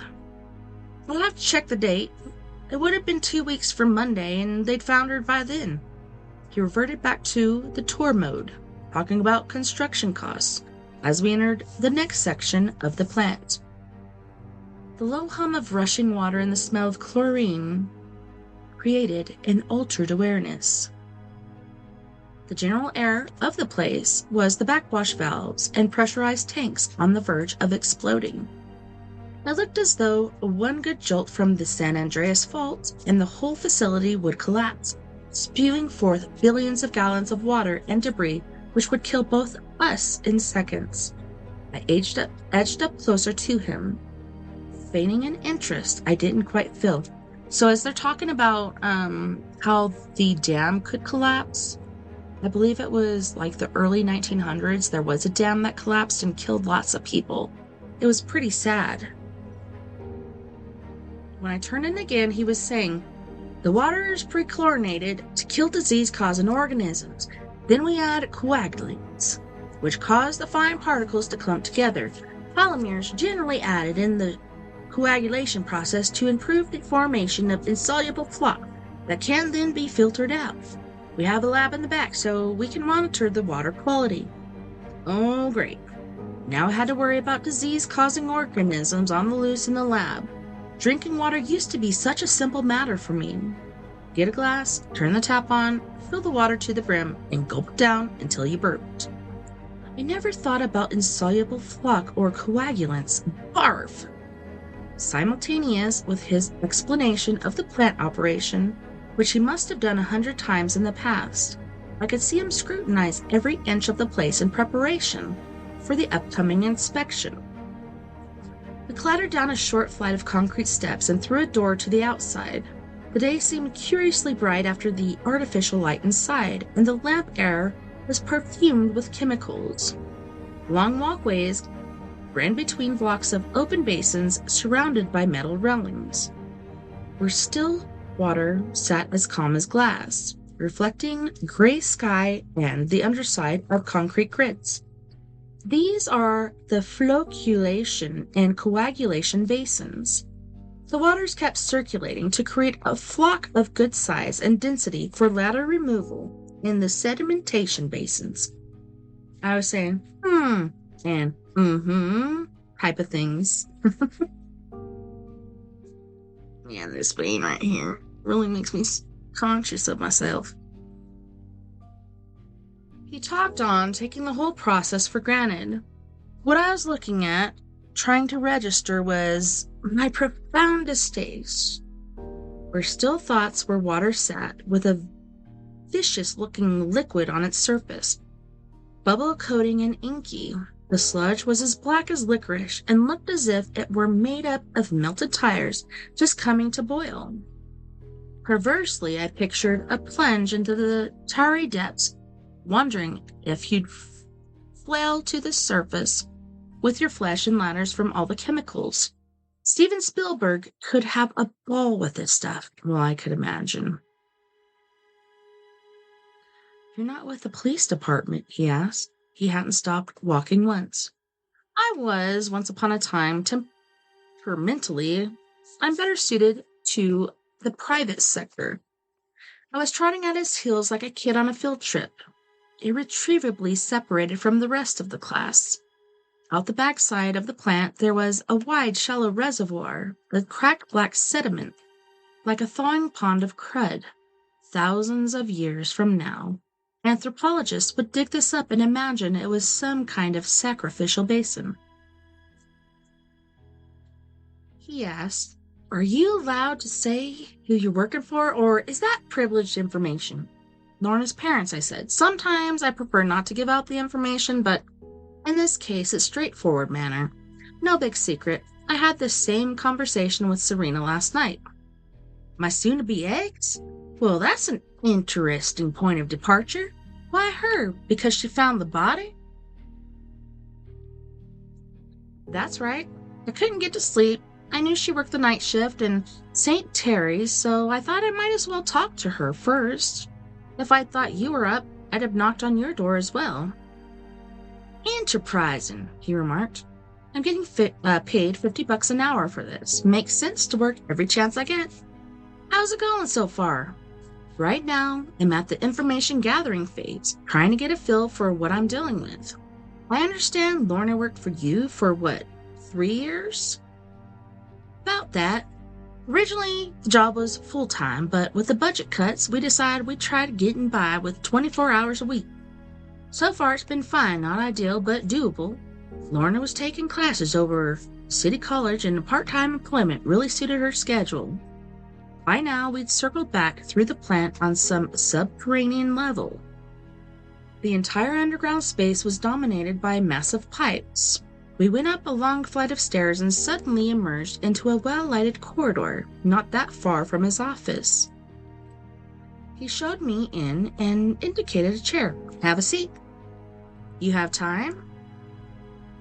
"Let's cover what we can, and what we don't have time for, we can try another day." He leaned over and pressed the button on his intercom. "Melinda, buzz me if I'm not out there when the inspectors arrive." I heard a muffled, "Yes, sir." "Sorry for the interruption. Go ahead," he said. "No problem. Was Lorna good at the job?" "I had no complaints. The work itself didn't amount to much. She was largely a receptionist." "Did you know about her personal life?" Yes and no. Actually, in a facility like ours, where you have less than 20 employees on any given shift, we might get to know each other pretty well. We're on in operation 24 hours a day, 7 days a week, so this is family to me. I have to say Lorna was a little bit standoffish. She wasn't rude or cold, but she was definitely reserved. Break time, she's always seemed to have her nose in a book. Brought a sack lunch, sometimes sat out in her car to eat. She didn't volunteer a lot of information. She'd answer if you asked, but she wasn't forthcoming. People have described her as secretive. He made a face at the term. I wouldn't say that. Secretive has come sinister implication to my way of thinking. She was pleasant but somewhat aloof. The term restrained might be it. How would you describe your relationship with her? My relationship? Yes, I'm wondering if you ever saw her outside of work. His laugh seemed embarrassed. If you mean what I think, I have to say I'm flattered, but she was strictly an employee. She was a good-looking girl, but she was, 24 years old? 25. And I'm twice that. Believe me, Lorna had no interest in a man my age. Why not? You're nice-looking, and you seem personable. I appreciate your vote, but it doesn't mean much to a girl in her position. She's probably looking for marriage and a family. Last thing in the world I have an interest in. Her eyes. I'd have been slightly overweight. An old turd. Besides the women I date, I like to have shared interest in intelligent conversation. Lorna was bright, but she never, ever even heard of the Tet Offensive, and the only Kennedy she knew about was Carolyn and John John. Just a possibility, I remarked. I broached the same subject with Serena, wondering if Lorna was in any way associated with your divorce. Not at all. My marriage to Serena simply ran out of juice. Sometimes I think dissension would have been an improvement. Conflict has some spark to it. What we had was flat. Serena says you want a divorce. Well, that's true, he said, but I've been over backward to keep things friendly. Just like I said to my attorney, I feel guilty enough as it is, so let's not make matters worse. I love Serena. She's a hell of a nice gal, so let's not make matters worse. And I think the world of her. I'm just not ready to live without passion. I'd have to hope she represented the situation much in the same light. Actually, she did, I said, but I thought it was worth exploring in the context of Lorna's death. I understand, of course. I was sorry as hell when I found out what happened to her. She was honest, she was prompt, and as far as I know, she got along with everyone. I saw him ease a look at his watch under the pretext of adjusting the band. I stirred on my chair. I better let you go, I said. I can see you're distracted.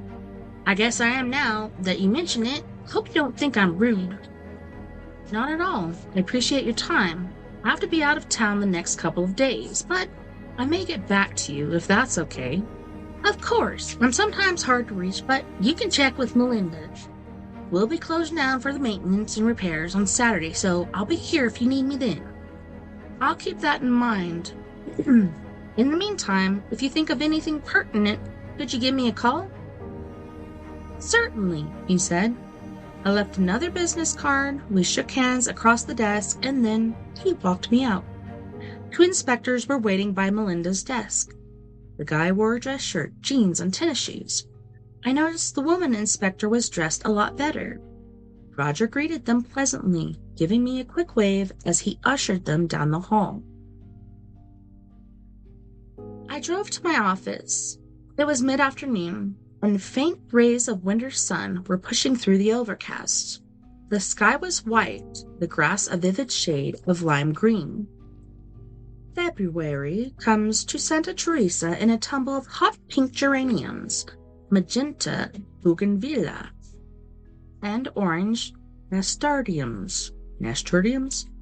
I was accustomed to functioning in the dark by now, and the light seemed harsh, the colors too glaring. Night seemed softer, like a liquid that surrounded everything, cool and soothing. At night, all the foliage was blended by shadow, fused and simplified, where daylight divided, setting objects in sharp contrast, at war with each other. I let myself in the side entrance and then sat at my desk, shifting papers around, trying to behave as if I had some purpose. I was too tired to socialize, and the lack of sleep was recreating the sensation of being stoned. I felt as if I'd been smoking dope for the last 2 days. All my energy had seeped away like sawdust leaking out through a hole in my shoe. At the same time, the infusion of coffee was causing the crackling sound in the center of my brain, like an antenna picking up radio signals from outer space. Any minute now, Venetians would send warnings of the forthcoming invasion, and I'd be too out of it to call the police. I laid my head down on my desk and sank into unconsciousness. An hour and 5 minutes into the nap, to end all naps, the telephone rang. The sound cut through me like a chainsaw. I jumped as if goosed. I snatched up the receiver and identified myself, trying to sound as though I were wide awake. Miss Milholm, this is Joe Ayers. What can I do for you? I couldn't think who the hell he was. Mr. Ayers? I appreciate the call, I said enthusiastically. Hang on 1 second. I put my hand across the mouthpiece. Joe Ayers? Joseph Ayers? Pornographic film producer? I shifted the phone to the outer ear so I could make notes as we chatted. I understand you were the producer of an art movie in which Lorna Kepler appeared? That's correct. Can you tell me about her involvement in the project? I'm not sure what you're asking. I guess I'm not either. Someone sent a video to her mother, and she asked me what I could find out. I noticed your name listed as the producer? Ayers cut in brusquely. Miss Milholm, you're going to have to fill me in here. We have nothing to discuss. Lorna Kepler was murdered 6 months ago. It was actually 10 months. I'm aware of that. Her parents are hoping to develop additional information. It was sounding pompous, even to my own ears, but his irritation was irritating, if you can understand that. I get it. Well, you're not going to develop anything from me, he said. I wish I could help, but my contact with Lorna was extremely limited. Sorry I can't help you. I checked my notes in haste, trying to talk fast enough to snag his interest. What about the other 2 actors who were in the film with her, Nancy Dobbs and Russell Turpin? I could hear him shift with annoyance. What about them? I'd like to talk to them. Silence. I can probably tell you how to get him, he said finally. Do you have a current address and telephone number? I should have it somewhere. I heard him snapping through the pages of what I guessed was an address book. I tucked the phone in the crook of my neck and uncapped my pin. Here we go, he said. He rattled out the information, which I made a note of. The Haight Street address corresponded with the one I'd picked up from the directory assistants. I said, This is terrific. I appreciate this. What about Miss Dobbs? Can't help you there. Look, can you tell me what your schedule is for the next couple of days? What does my schedule have to do with it? I was hoping we could meet. Through the phone, I could hear his brain cells whirring as he processed the request. I really don't see the point. I hardly knew Lorna. I might have been in her company 4 days at best. Can you remember when you last saw her? No, I know I never saw her after the shoot, and that'd be a year ago December. That was the one and only time we ever did business together. Matter of fact, that film was never, ever put in release, so I had no reason to contact her afterward. Why wasn't the film released? I don't think that's any of your concern. What is it, some kind of secret? I'd say. That's too bad. I don't even really know who you are. You call me up, leave a message on my machine with an area code I don't even recognize. You could be anyone. Why the hell should I help you? And it's no secrets, it's just none of your business. Right, you're right. You don't know me from Adam, and there's no way I can compel you to give me information. I'm down in Santa Teresa an hour away by plane. I don't want anything in particular from you, Mr. Ayers. I'm just doing what I can to try to figure out what happened to Lauren, and I'd appreciate some background. I can't force you to cooperate. You know that, right? It's not a question of cooperation. I have nothing to contribute, truly. I probably wouldn't even take an hour of your time. I could hear him breathing while he took this in. I half expected him to hang up. Instead, his tone became wary. You're not trying to break into the business, are you? The business? I thought he was referring to the private eye trade. Mm-hmm. Uh-oh. Because if you're some kind of bullshit actress, you're wasting your time. I don't care how big your tits are. I assure you I'm not. This is strictly legitimate. You can verify my credentials with Santa Teresa Police. You couldn't have caught me at a worse time. I just flew back from 6 weeks in Europe. My wife's having some kind of goddamn shindig I'm supposed to attend tonight. She's shelling out a fortune, and I don't know half the people she's invited. I'm dead on my feet as it is. What about tomorrow? That's even worse. I've got business to take care of. Tonight, then? I can probably be there in a couple of hours. He was silent, but his annoyance was palpable. Oh shit, alright. What the hell? He said. If you actually fly up, you can give me a call. If I feel up to it, I'll see you. If not, too bad. That's the best I can do, and I'll probably regret it. Well, that's great, that's fine. Can I reach you at the same number? He sighed, probably counting to 10. I'd irritated him so desperately, we were almost friends. Here's the number at the house. I might as well give you the address while I'm at it. You sound like you can be very obnoxious if you don't get what you want. I'm terrible, I said. He gave me his home address. I'm going to bed, he said. I heard the phone bang down. I put a call through to my travel agent, Lupe, and asked for reservations on the next flight out. As it happened, everything was booked until 9 o'clock. She put me on standby status and told me to get on out to the airport. I went back to my place and flung a few items in a duffel bag. At the last minute, I remembered I hadn't told Ida Ruth where I'd be. I called her at home. Here's what she said when she heard I was flying to San Francisco. Well, I hope you're wearing something better than jeans and a turtleneck. Ida Ruth, I'm insulted. This is business, I said. Uh-huh. Look down and describe what you have on. One second thought, don't bother. I'm sure you look stunning.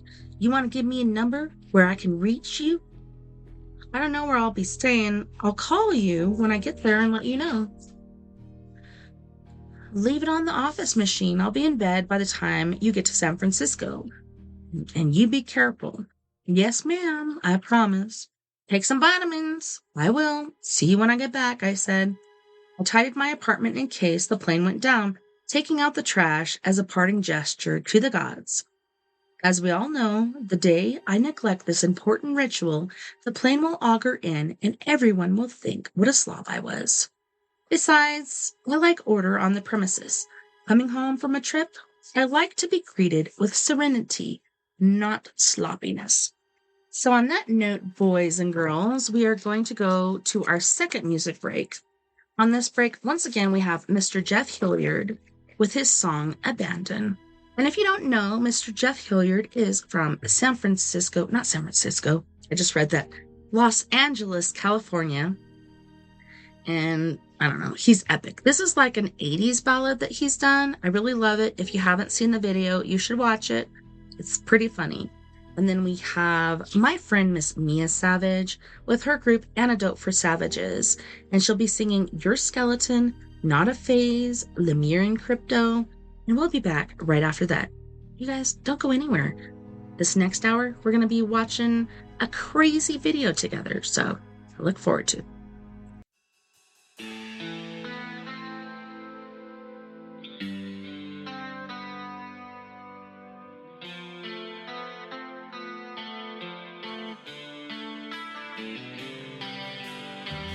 Left here alone, just a shadow of my erection on the wall. Why won't you answer my calls? I gave you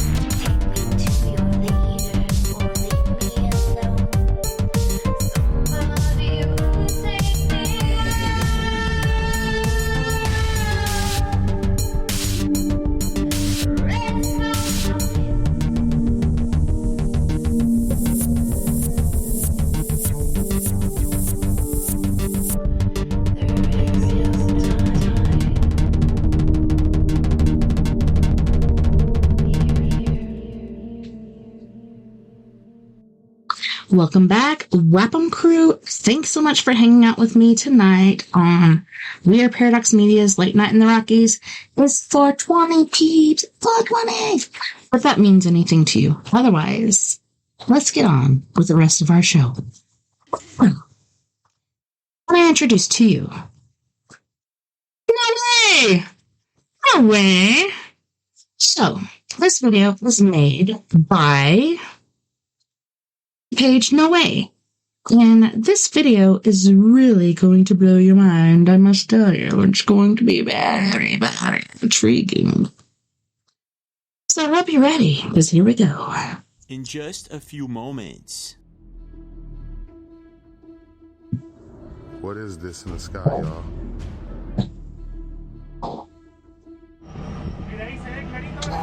375 years for a total solar eclipse to happen again in the same location. Updates about the solar eclipse. For new gates. I have tried. Wait, what is this? There's a shadow in the sky. Прогуляться по территории. Посмотрите, какой забор. We're in Scottsdale right now, near McDowell and Hayden Road. What the crack? I got pictures like that. What is that? Hi, I'm James Lafleur and you're watching the Apostle Hi, James. channel. Welcome aboard. Don't forget to leave a like and subscribe to the channel with notifications on for more videos like this. Today we're going to be taking a look at mysterious, creepy, and unexplained videos, such as a bizarre phenomenon that was caught on camera in many parts of the world, and now it's baffling loads of people. The upcoming eclipse and a possible connection to the Mandela effect, parallel universes and time travel, and even mysterious past and future events. Not to mention creepy encounters with cryptids and paranormal phenomena. Are you guys ready? Well, let's go.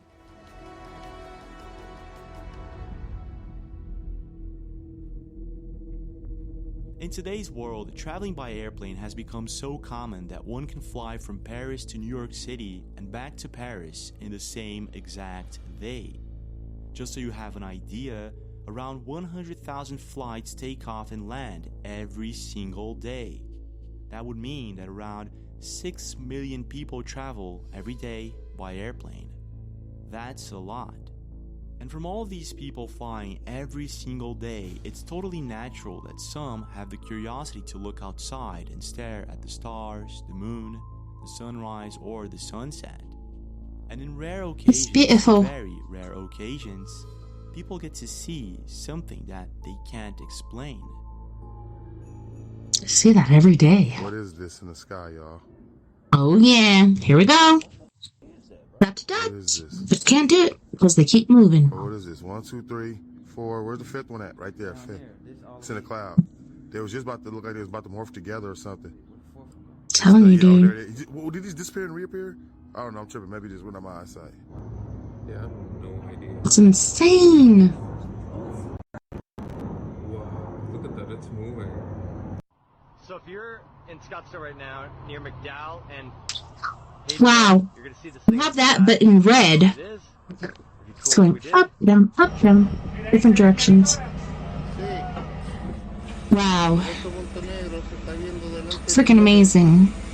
I also saw a UFO like that when I went on my cruise to Mexico. What the heck? What the? Again. It happened again. Oh, wow. And some people say those are people that are parachuting and they're using flares. With Need That Cheese Reddit user while flying over New York City just a couple of weeks ago. Whoa, that was fast. I got one like that with an eclipse years ago. In the video, I think like 12 years ago. It's a beautiful day outside, and there seems to be nothing unusual going on. This is until you rewind the video in slow motion. We can clearly see it. It definitely does not look like a helicopter. Actually, it doesn't look like anything I've ever seen before. And it seems that most internet users seem to agree. Well, they're so fast, it's hard to catch them. But when it comes to and sometimes it's by accident. An airplane, it doesn't stop there. Oh, wow. Just a couple of years ago, Asler Chris Colo was flying Oh, over wow. the state of Mato Now I Grosso see it. in Brazil. He was sitting next to another passenger, a woman that kept staring at the stars. This is when she noticed something odd in the sky. And at first, both of them thought it was just a star, so they kept looking at it. This is when they realized that whatever this thing was, it was behaving differently. Yeah, Their unnatural. cameras started zooming in on the object. Oh my They goodness. slowly began to realize that whatever this thing was, it wasn't a star at all. This was something else entirely. Definitely. This is what they saw. It's kind of like a pyramid, but not.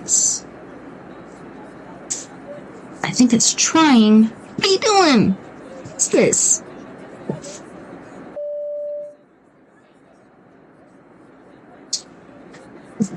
Hello, passengers. This is your captain speaking. Please don't pay attention to the UAP, aka UFO, out your port side window. If you would, please reflect at your screen. Passengers aboard the airplane thought that maybe this could be a satellite or a distorted star. Oh, no. So the camera zoomed. Honey And boo the boo video child. was shown to ufologists and afterwards posted to YouTube and Reddit. And many Yeah, people seriously. seem to agree that whatever this shape-shifting object is, it's neither a star nor a satellite. It's something ain't right. else. Strange, isn't it? But here's Yeah. where things get even stranger. In 2018, a very similar phenomenon was also seen by passengers on an airplane. I always if I'm have to not have window mistaken, seats. flying over Germany.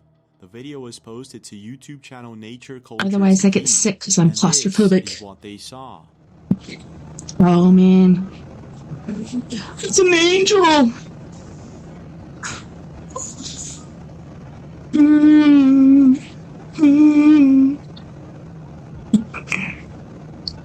There was another one not too long ago that was putting its arm out and you could see its leg and it was just going back and forth.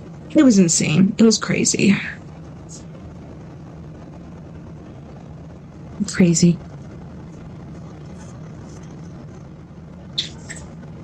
And it turned to that. At Are the you time, freaking there were serious? several theories popping up on what this mysterious object could be. Some internet users believe that this could be a deflated weather balloon, while others state that this could be a portal of some sort or maybe even an interdimensional being or UFO. I think Well, even though in both cases the camera quality interdimensional is very good, being it's very hard to affirm what we're looking Minecraft. at. What I find interesting, however, is that this type of phenomenon could be linked somehow to certain unknown and mysterious objects mentioned in ancient books and scriptures. Not only that, the object doesn't seem to be falling or moving as a deflated. So I just have to mention really quick, as far as UFO goes. My mother was spiritual. I had spiritual things happen from the time I can remember until now. Probably into the future.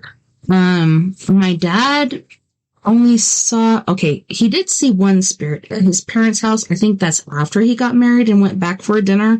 But first spirit he saw was with my mom, I think. Unless it was the chicken white. Anywho's. He really believed in UFOs, and I'm like, well, from what I've seen, I believe anything's possible. So when he spoke, like, he was so intelligent, he could have won Jeopardy. He was that smart. He could read a book in 2 hours. Like, it was insane. Like, where the crack are you getting this? But yeah, he was the one that talked about UFOs, and so I believed, even though it wasn't until, I think, 2012. Yeah, I think it was August. August 2012 was my very first UFO. I thought I saw one earlier with my dad, but turned out to be helicopters. But yeah, a UFO followed us from the res. Anywho, let's keep going. These things are crazy. Yes, their crafts are like life beings. Like, it might look solid from the outside, but when you get on the inside, you could see in every direction. It's intense. It's insane. Balloon would. So it might just be something else entirely. But who knows? What's I your don't know. take? My take is I don't know. Now, when it comes to mysterious and unexplained things in this life, for the past few months, there's been several topics and videos that have been catching a lot of attention. Yeah, that's not static. That's Bigfoot. Yeah, Bigfoot does that. Let's just see the trees around here. It's weird. What? What is that? A movie with Jim Carrey? And then also Game of Thrones? Are you fucking serious? No way. No way, dude. That guy's gotta be messing with us. Oh my god. The video was posted by Mr. Doito, an internet account that usually Doito? posts I love Doitos. videos of him cooking and his daily life. But in one specific video, he was recording the moon. Everything seemed in its place and pretty normal. This is until something strange happens, and this is what he caught on camera. Oh my god. Is it the circle thing? I cannot Yes. believe I'm getting this on video. It's a moon and a moon. I told you. Is that Nibiru? I'm not trying What the crack is it? Like, there's been a second moon. Nibiru is supposed to be bigger.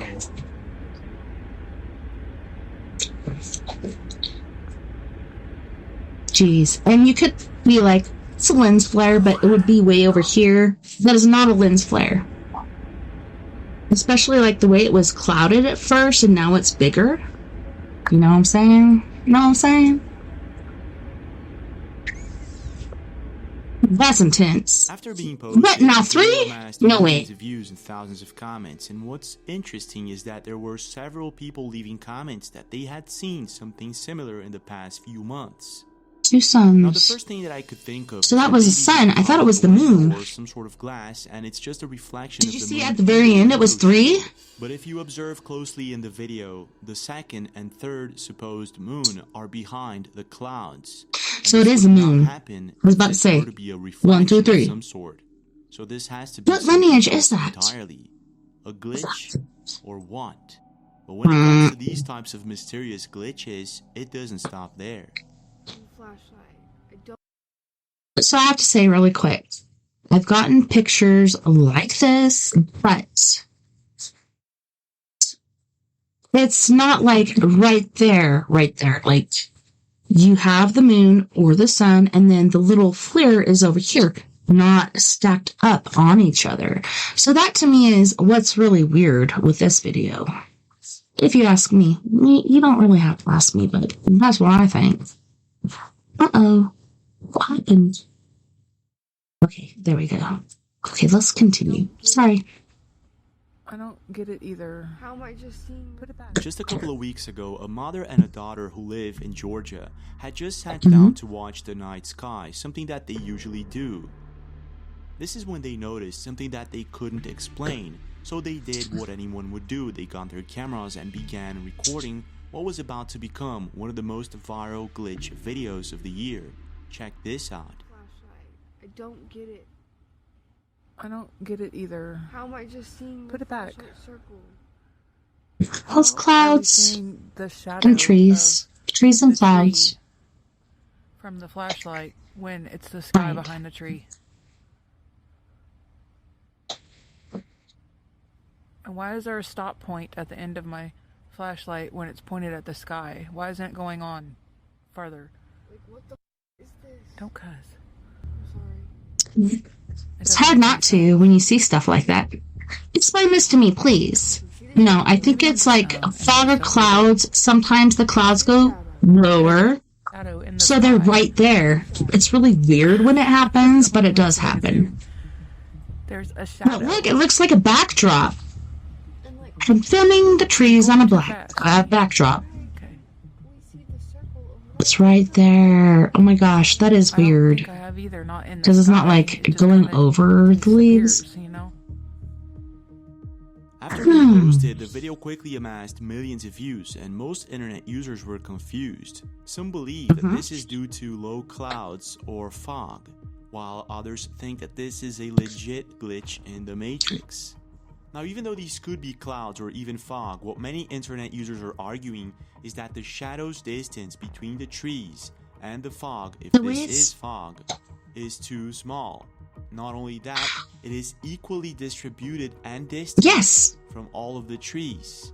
That's what I'm saying. Makes it look like this is some sort of wall in the sky. Yeah, it's a backdrop. Now, this is what fog usually looks like.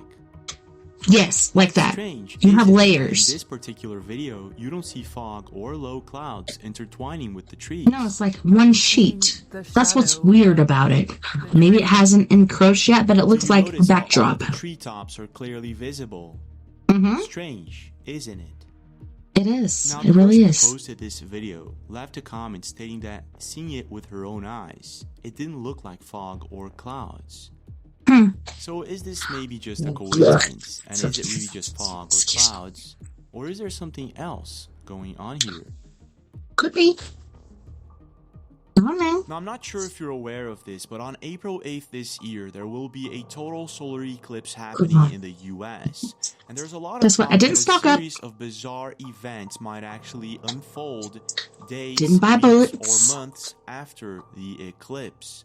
Not only that, it is being said that there's something unnatural about it. April 8th, there's supposed to be a total solar eclipse that's very rare. You can't touch it now. There is. But is there any truth to any of this? So I did some research and I found out that maybe there is. And it's actually quite scary. I heard something really weird. 75 years for a total solar eclipse to happen again in the same location. It's like 2054 or something. In Southern Illinois in less than 10 years apart. The last total solar eclipse that happened in America. It's gonna be like 2054, something like that. And it's common knowledge that similar solar and lunar eclipses repeat every 18 years. That's awesome. I wish I could have been there. The last one happened in 1979. So it's a bit odd that we have another total solar eclipse happening this year. Had a good year.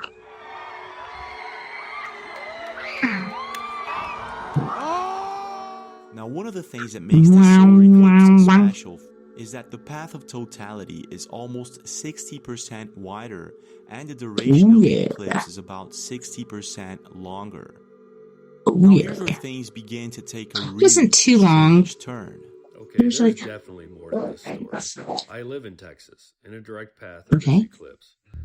In the last eclipse, no one even showed up back in October. There were a few people on the highways. No, I did. Expected large crowds. Nothing happened. Oh, guess what? Guess No what? big deal. City wasn't planning for anything. Now they've declared a state of...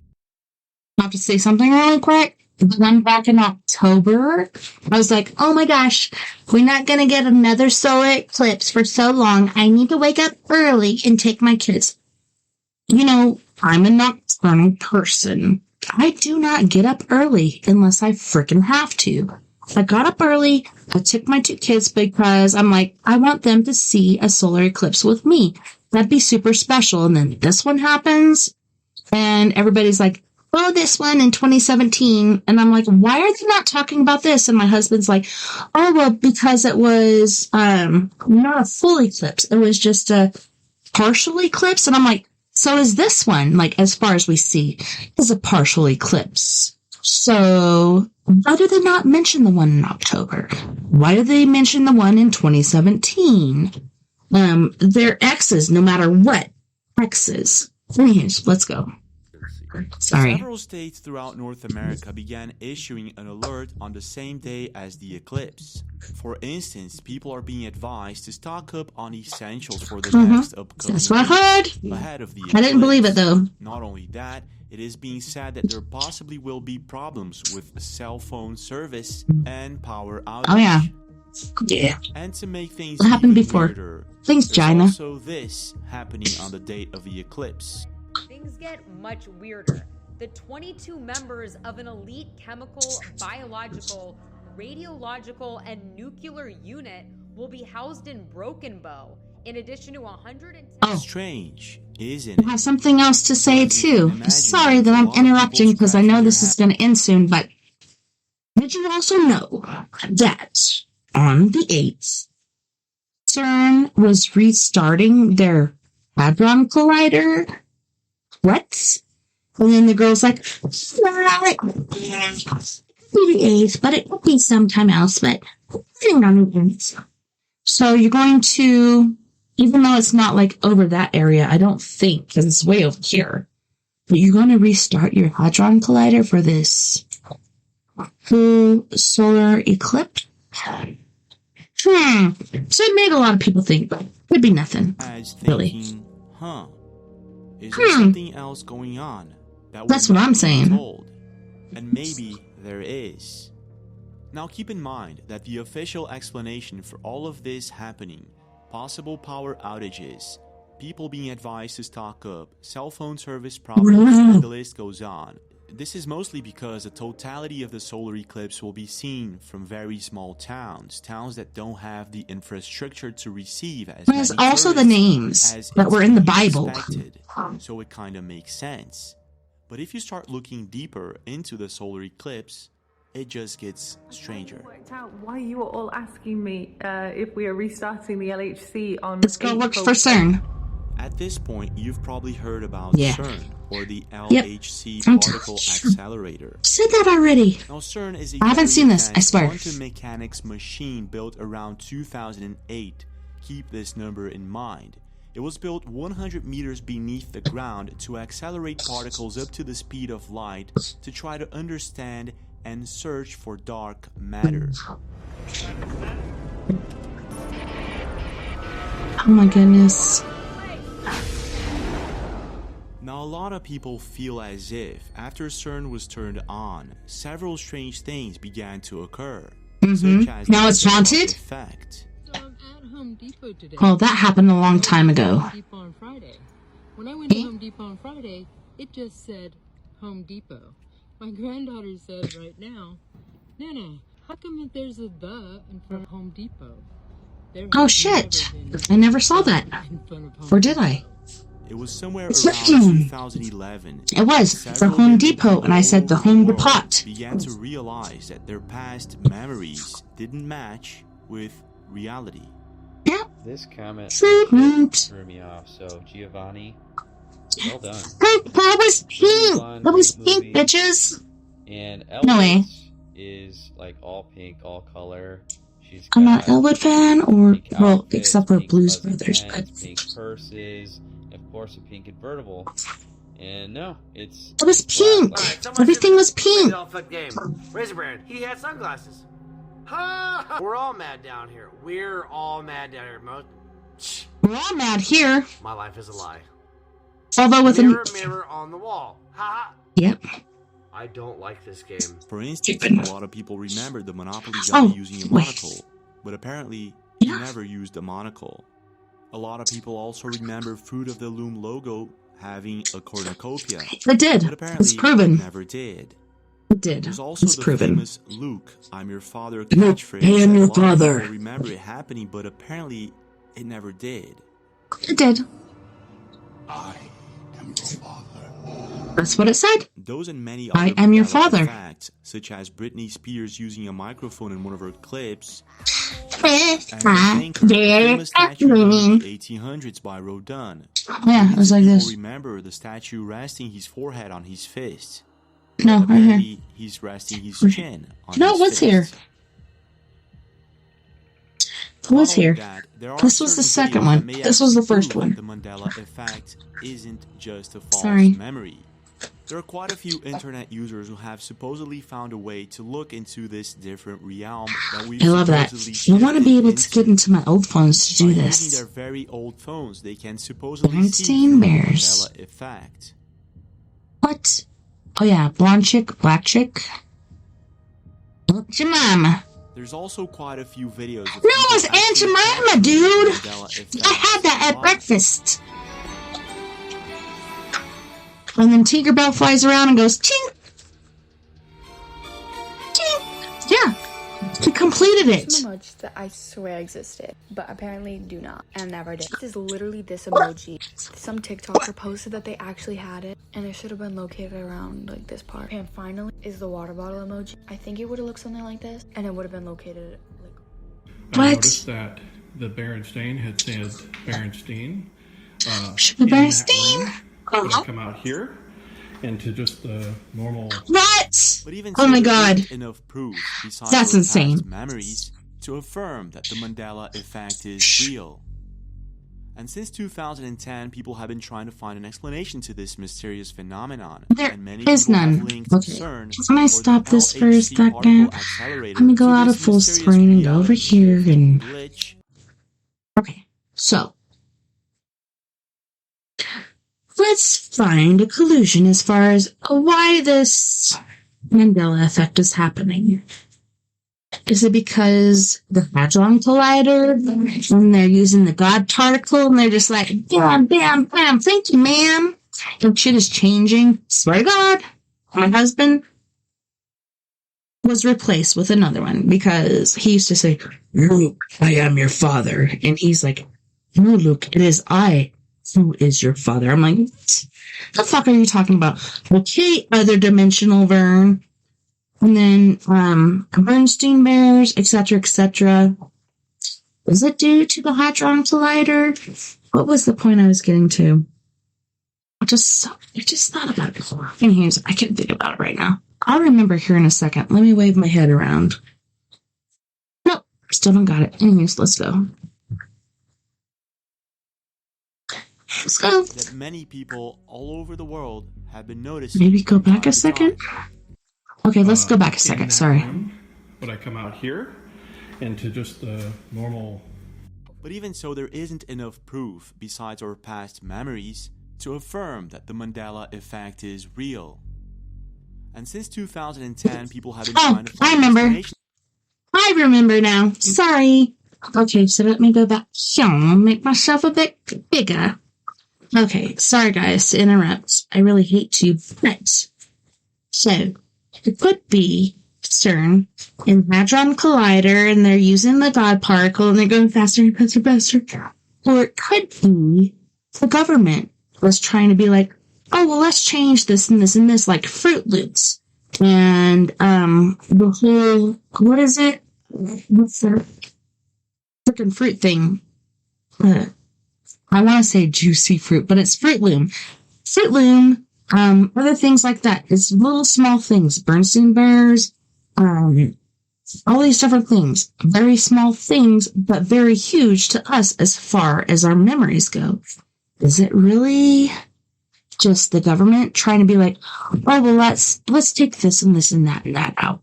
And let's see if anybody remembers it. And if they do, let's put this out so much that they think, oh man, I might have remembered that differently. They've changed history along our lives, along other people's lives for so long like that. But I think we're a bit smarter than past lives. Sorry.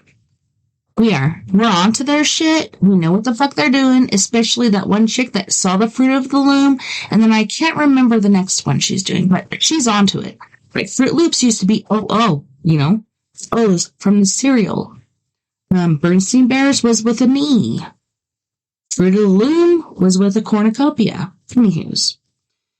That's just me. Phenomenon, and many people have linked CERN or the LHC particle accelerator to this mysterious reality shift glitch that many people That's what I'm saying, bitch. have been noticing from time to time. The super collider. Yeah, we altered the weight of a single electron, which I believe shifted. He's so smart. He's so smart. That child is sitting here for a reason.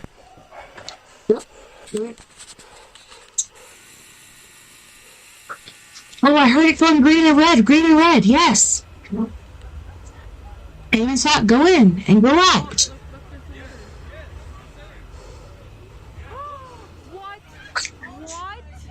I showed my husband that. I'm like, look at that shit. How is all this connected to the solar eclipse? Well, isn't that insane? CERN had been shut down for the past couple of years, and they decided to make some improvements. Is it the Death Star or what? They will turn it back on. Physicists working on the Atlas experiment at CERN. In fact, I've just finished a night shift in our control room. And I've now finally understood why I'm getting these messages saying, are you starting the LHC on April 8th? It's because the solar eclipse in the US also happens to be on April the 8th. A coincidence? It just so happens to. But it's strange, nevertheless. But Isn't to make it? things even stranger, there will be another event happening on April 8th, and that will be the Devil's Comet. Yes. People film that too. That is also where the New Madrid fault zone is. And I'm kind of like, so we got X marks the spot with the solar eclipses, plus it's That's exactly where it's going to happen. So if things weren't strange enough... Isn't that crazy? That is so crazy. In the year of 1811, there was an event known as the Great Comet. A comet that lit up the sky throughout 260 days all over the world. And during this same period, there was a total solar eclipse in the United States. It was all very beautiful until something else happened. But even before it did a total eclipse, it showed the Devil's Comet. It was there. And they even said it would be. Happened in the US that year. Oh yes, before and after. And more is to come. And it happened in the same year as the Great Comet and the same year as a total solar eclipse. Now guess where this happened? It happened in the New Madrid fault line. Around and then there's a town called New Madrid. Where the total solar eclipse passed in 2017 and again now in 2024. I'm telling you, it all lines up. Cross the same area in the U.S. and that would be the New Madrid fault line. Exactly. In the town New Madrid. What the fuck? Yes. So April 8th, there's supposed to be a total solar eclipse that's very rare. You can't. There is. Beg of you. It's my vote nuts. The same experience. Lost. For new gates. Seeds. Good evening. Could you tell us more about New Gates and the solar eclipse? Thank you. Before it needs to. All systems, experience. Yeah. Buy food, buy water. It's always a good idea to do, but come on.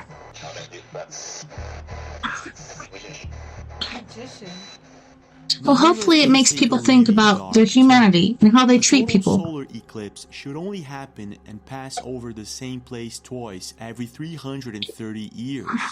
In other words, we're getting closer and closer and closer. Happened back in 2017 and crossed over southern Illinois should not be happening again now in 2024. Dude, the one. But it will. And this is one of the Why not the one this year that went this way? Freaking out about it.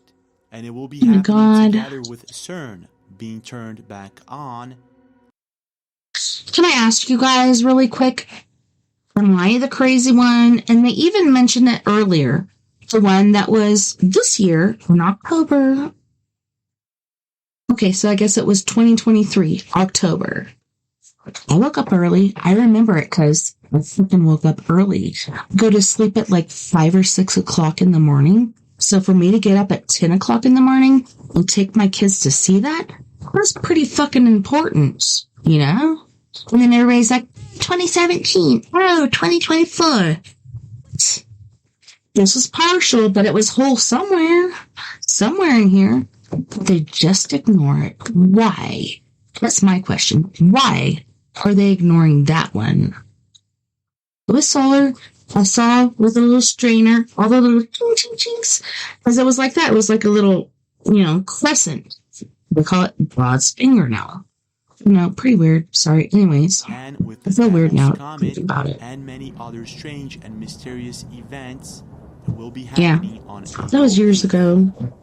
Is it all just a coincidence? Or is there something far more sinister going on? Is it planned out? I want to know your thoughts. Leave a comment down below. I don't even fucking know anymore. Sorry for my language. In the shadowed corners of Mesoamerican folklore, there's the legend of the Nagual, a shapeshifter who walks the thin veil between our world and the unseen. Cloaked in the mystique of ancient shamanic rituals, These guardians of the spirit realm possess the arcane ability to transform into animals, usually at night, and informs both fearsome and sacred. You talking about Skinwalker? The following video was posted not long ago, and it features tripping me what out, dude. many people believe to be a legit capture of a Nagual. It was recorded by What's an a internet Nagual? account by the name of Vere in the city of Saltillo, Is that a Skinwalker? Mexico. Or another They were name for a exploring an Skinwalker? abandoned historic center Nagual? in Saltillo, when all of a sudden they felt as if being watched. They looked around and saw nothing. This is until this happened. Check this out. Yeah, an eye in the wall. I saw that one. Just watching different videos, but it's a little eye looking out, and there's fur and stuff like that. Golpeábamos la pared y no se movía. Oh my gosh. Tampoco parpadeaba. Then it moves. Bye, Felicia. Oh, where'd it go? What? ¿Qué rayos será eso? That was something else, brother. What? Oh, now it's A back? yellow-colored eye creature can be seen staring at them through the wall. They state that it stayed there for more than 5 minutes like It's this, kind of like a even though cat they eye, tried but to carry not. it off. Because it's like After being posted, crescent. many internet users left comments stating that this is possibly a cat or maybe an owl. But most seem to agree that whatever it is, its eyes are too big to be Trucidal, what do you think? animal. Are you watching this at all, or are you just hanging There are out? also many cat owners agreeing that its pupils I need some look interaction. like Come on, man. There's a moment in the video that it clearly looks round, That's just fucking like a creepy. And human-shaped then pupil. I have to mention something really quick, even though I know we're over time. Loads of people left comments saying that this is possibly a Nagual. Okay, so the only thing I have to say about that is, then they get up to it after the figure is gone and they look through there. Did you see how big the space in the wall was? It's only like this big. It's not this big. It's like this fucking big. What the hell can fit in there in that space? I don't get it. I don't A understand. Do shape-shifting you? witch that can transform itself into an animal. In this particular video posted by a family in Mexico, we can supposedly see a Nahual shape-shifting real time. At this moment, you can see this thing shape-shifting into a human being. When the man finally shows up, it transforms back into an animal. That's not a human. That's a freaking alien. They did a video update on the location they were at, a Oh my historic center in gosh. Saltillo, Mexico. En el centro histórico, y por acá está el cuarto donde estuvimos viendo al animal. Estuvimos más de 5 minutos viéndolo, no hacía ningún tipo de ruido. That's what I'm talking about. The walls like this.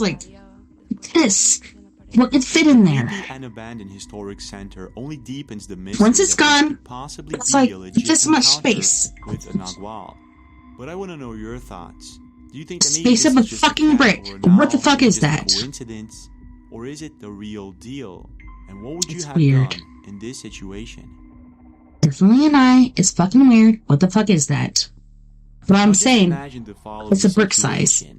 You're Like, with your that friends far and family apart. at your What can fit house, in there? enjoying a sunny afternoon when all of a sudden everyone starts hearing a booming sound that appears to be coming from the sky. What? Oh no. Not the trumpets. Seriously? That shit scares me because I've read the scriptures. So when trumpets are coming from the sky, Really hard to see. I freak the fuck Julian out. looks up and tries to find an explanation for it. Maybe a distant thunderstorm or an airplane. But there's nothing that could explain it. This mysterious phenomenon known as skyquakes has been for some unknown reason happening for the past few hundred years. And the first official reports were documented in the 19th century in eastern United States and are popularly known as Can I just stop for a second because I've been here since 78 and, you know, I'm a very big person about science and history. Science was my favorite, even though I called the, what was it, scapula, the scrotum. I got kind of confused for a second. Just like when I was in 5th grade, I called the ship a shit. I might be a little ADHD or a little whatever they call it, where you mix your letters up. Anyways, I've never heard of any sirens coming from above until the last 5 years. And to me, it's kind of freaked me out because they talk about the sirens coming from heaven in the scriptures. And like I said, I've read the scriptures. I started at a very early age because I was trying to get that carve out book thing, and then they didn't accept me because I think the bishop didn't want to carve those out because he had too many anyways. So I'm just like, okay, it's okay. I understand.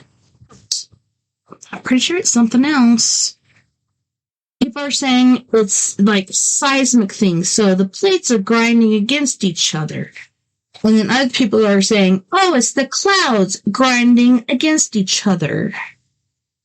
Maybe it's me and my hubby grinding against each other. Really doesn't make sense.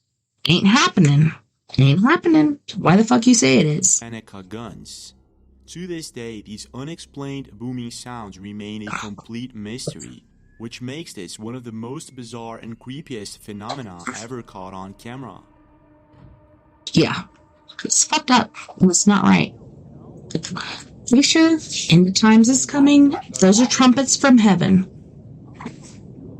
Scientists can't explain it.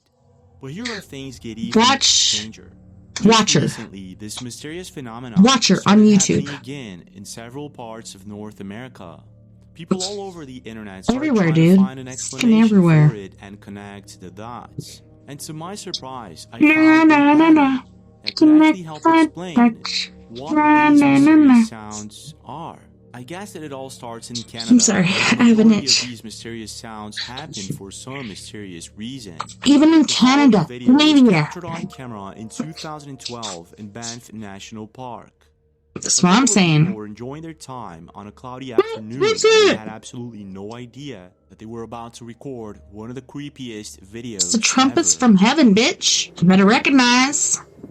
That's what I'm thinking. There's nothing else that can explain it. Yes, it could be the plates shifting, but are they?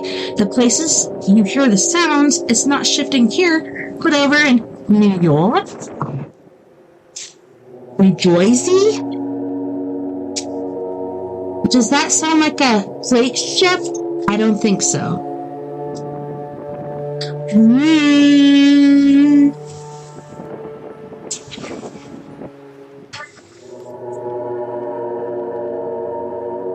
I'm telling you, dude, it's fucking scary. I'm scared.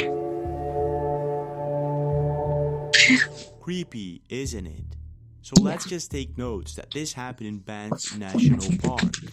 Fast forward to just a couple of months ago, something really similar happened in Colorado Springs, and it was captured on camera by Heidi Bear 5 on TikTok. 5 hours away from me? Check this out. Listen. Whoa. Stay inside, baby.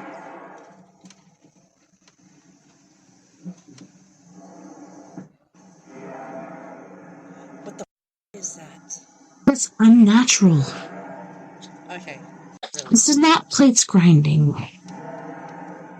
If it was, there'd be earthquakes. This is bullshit. There's trumpets, and it's happening everywhere. A couple of moments later, the sound changes and become very similar to the ones heard in Banff National Park just about 10 years ago. Please let me guys hear this. I'm telling you, this is not okay.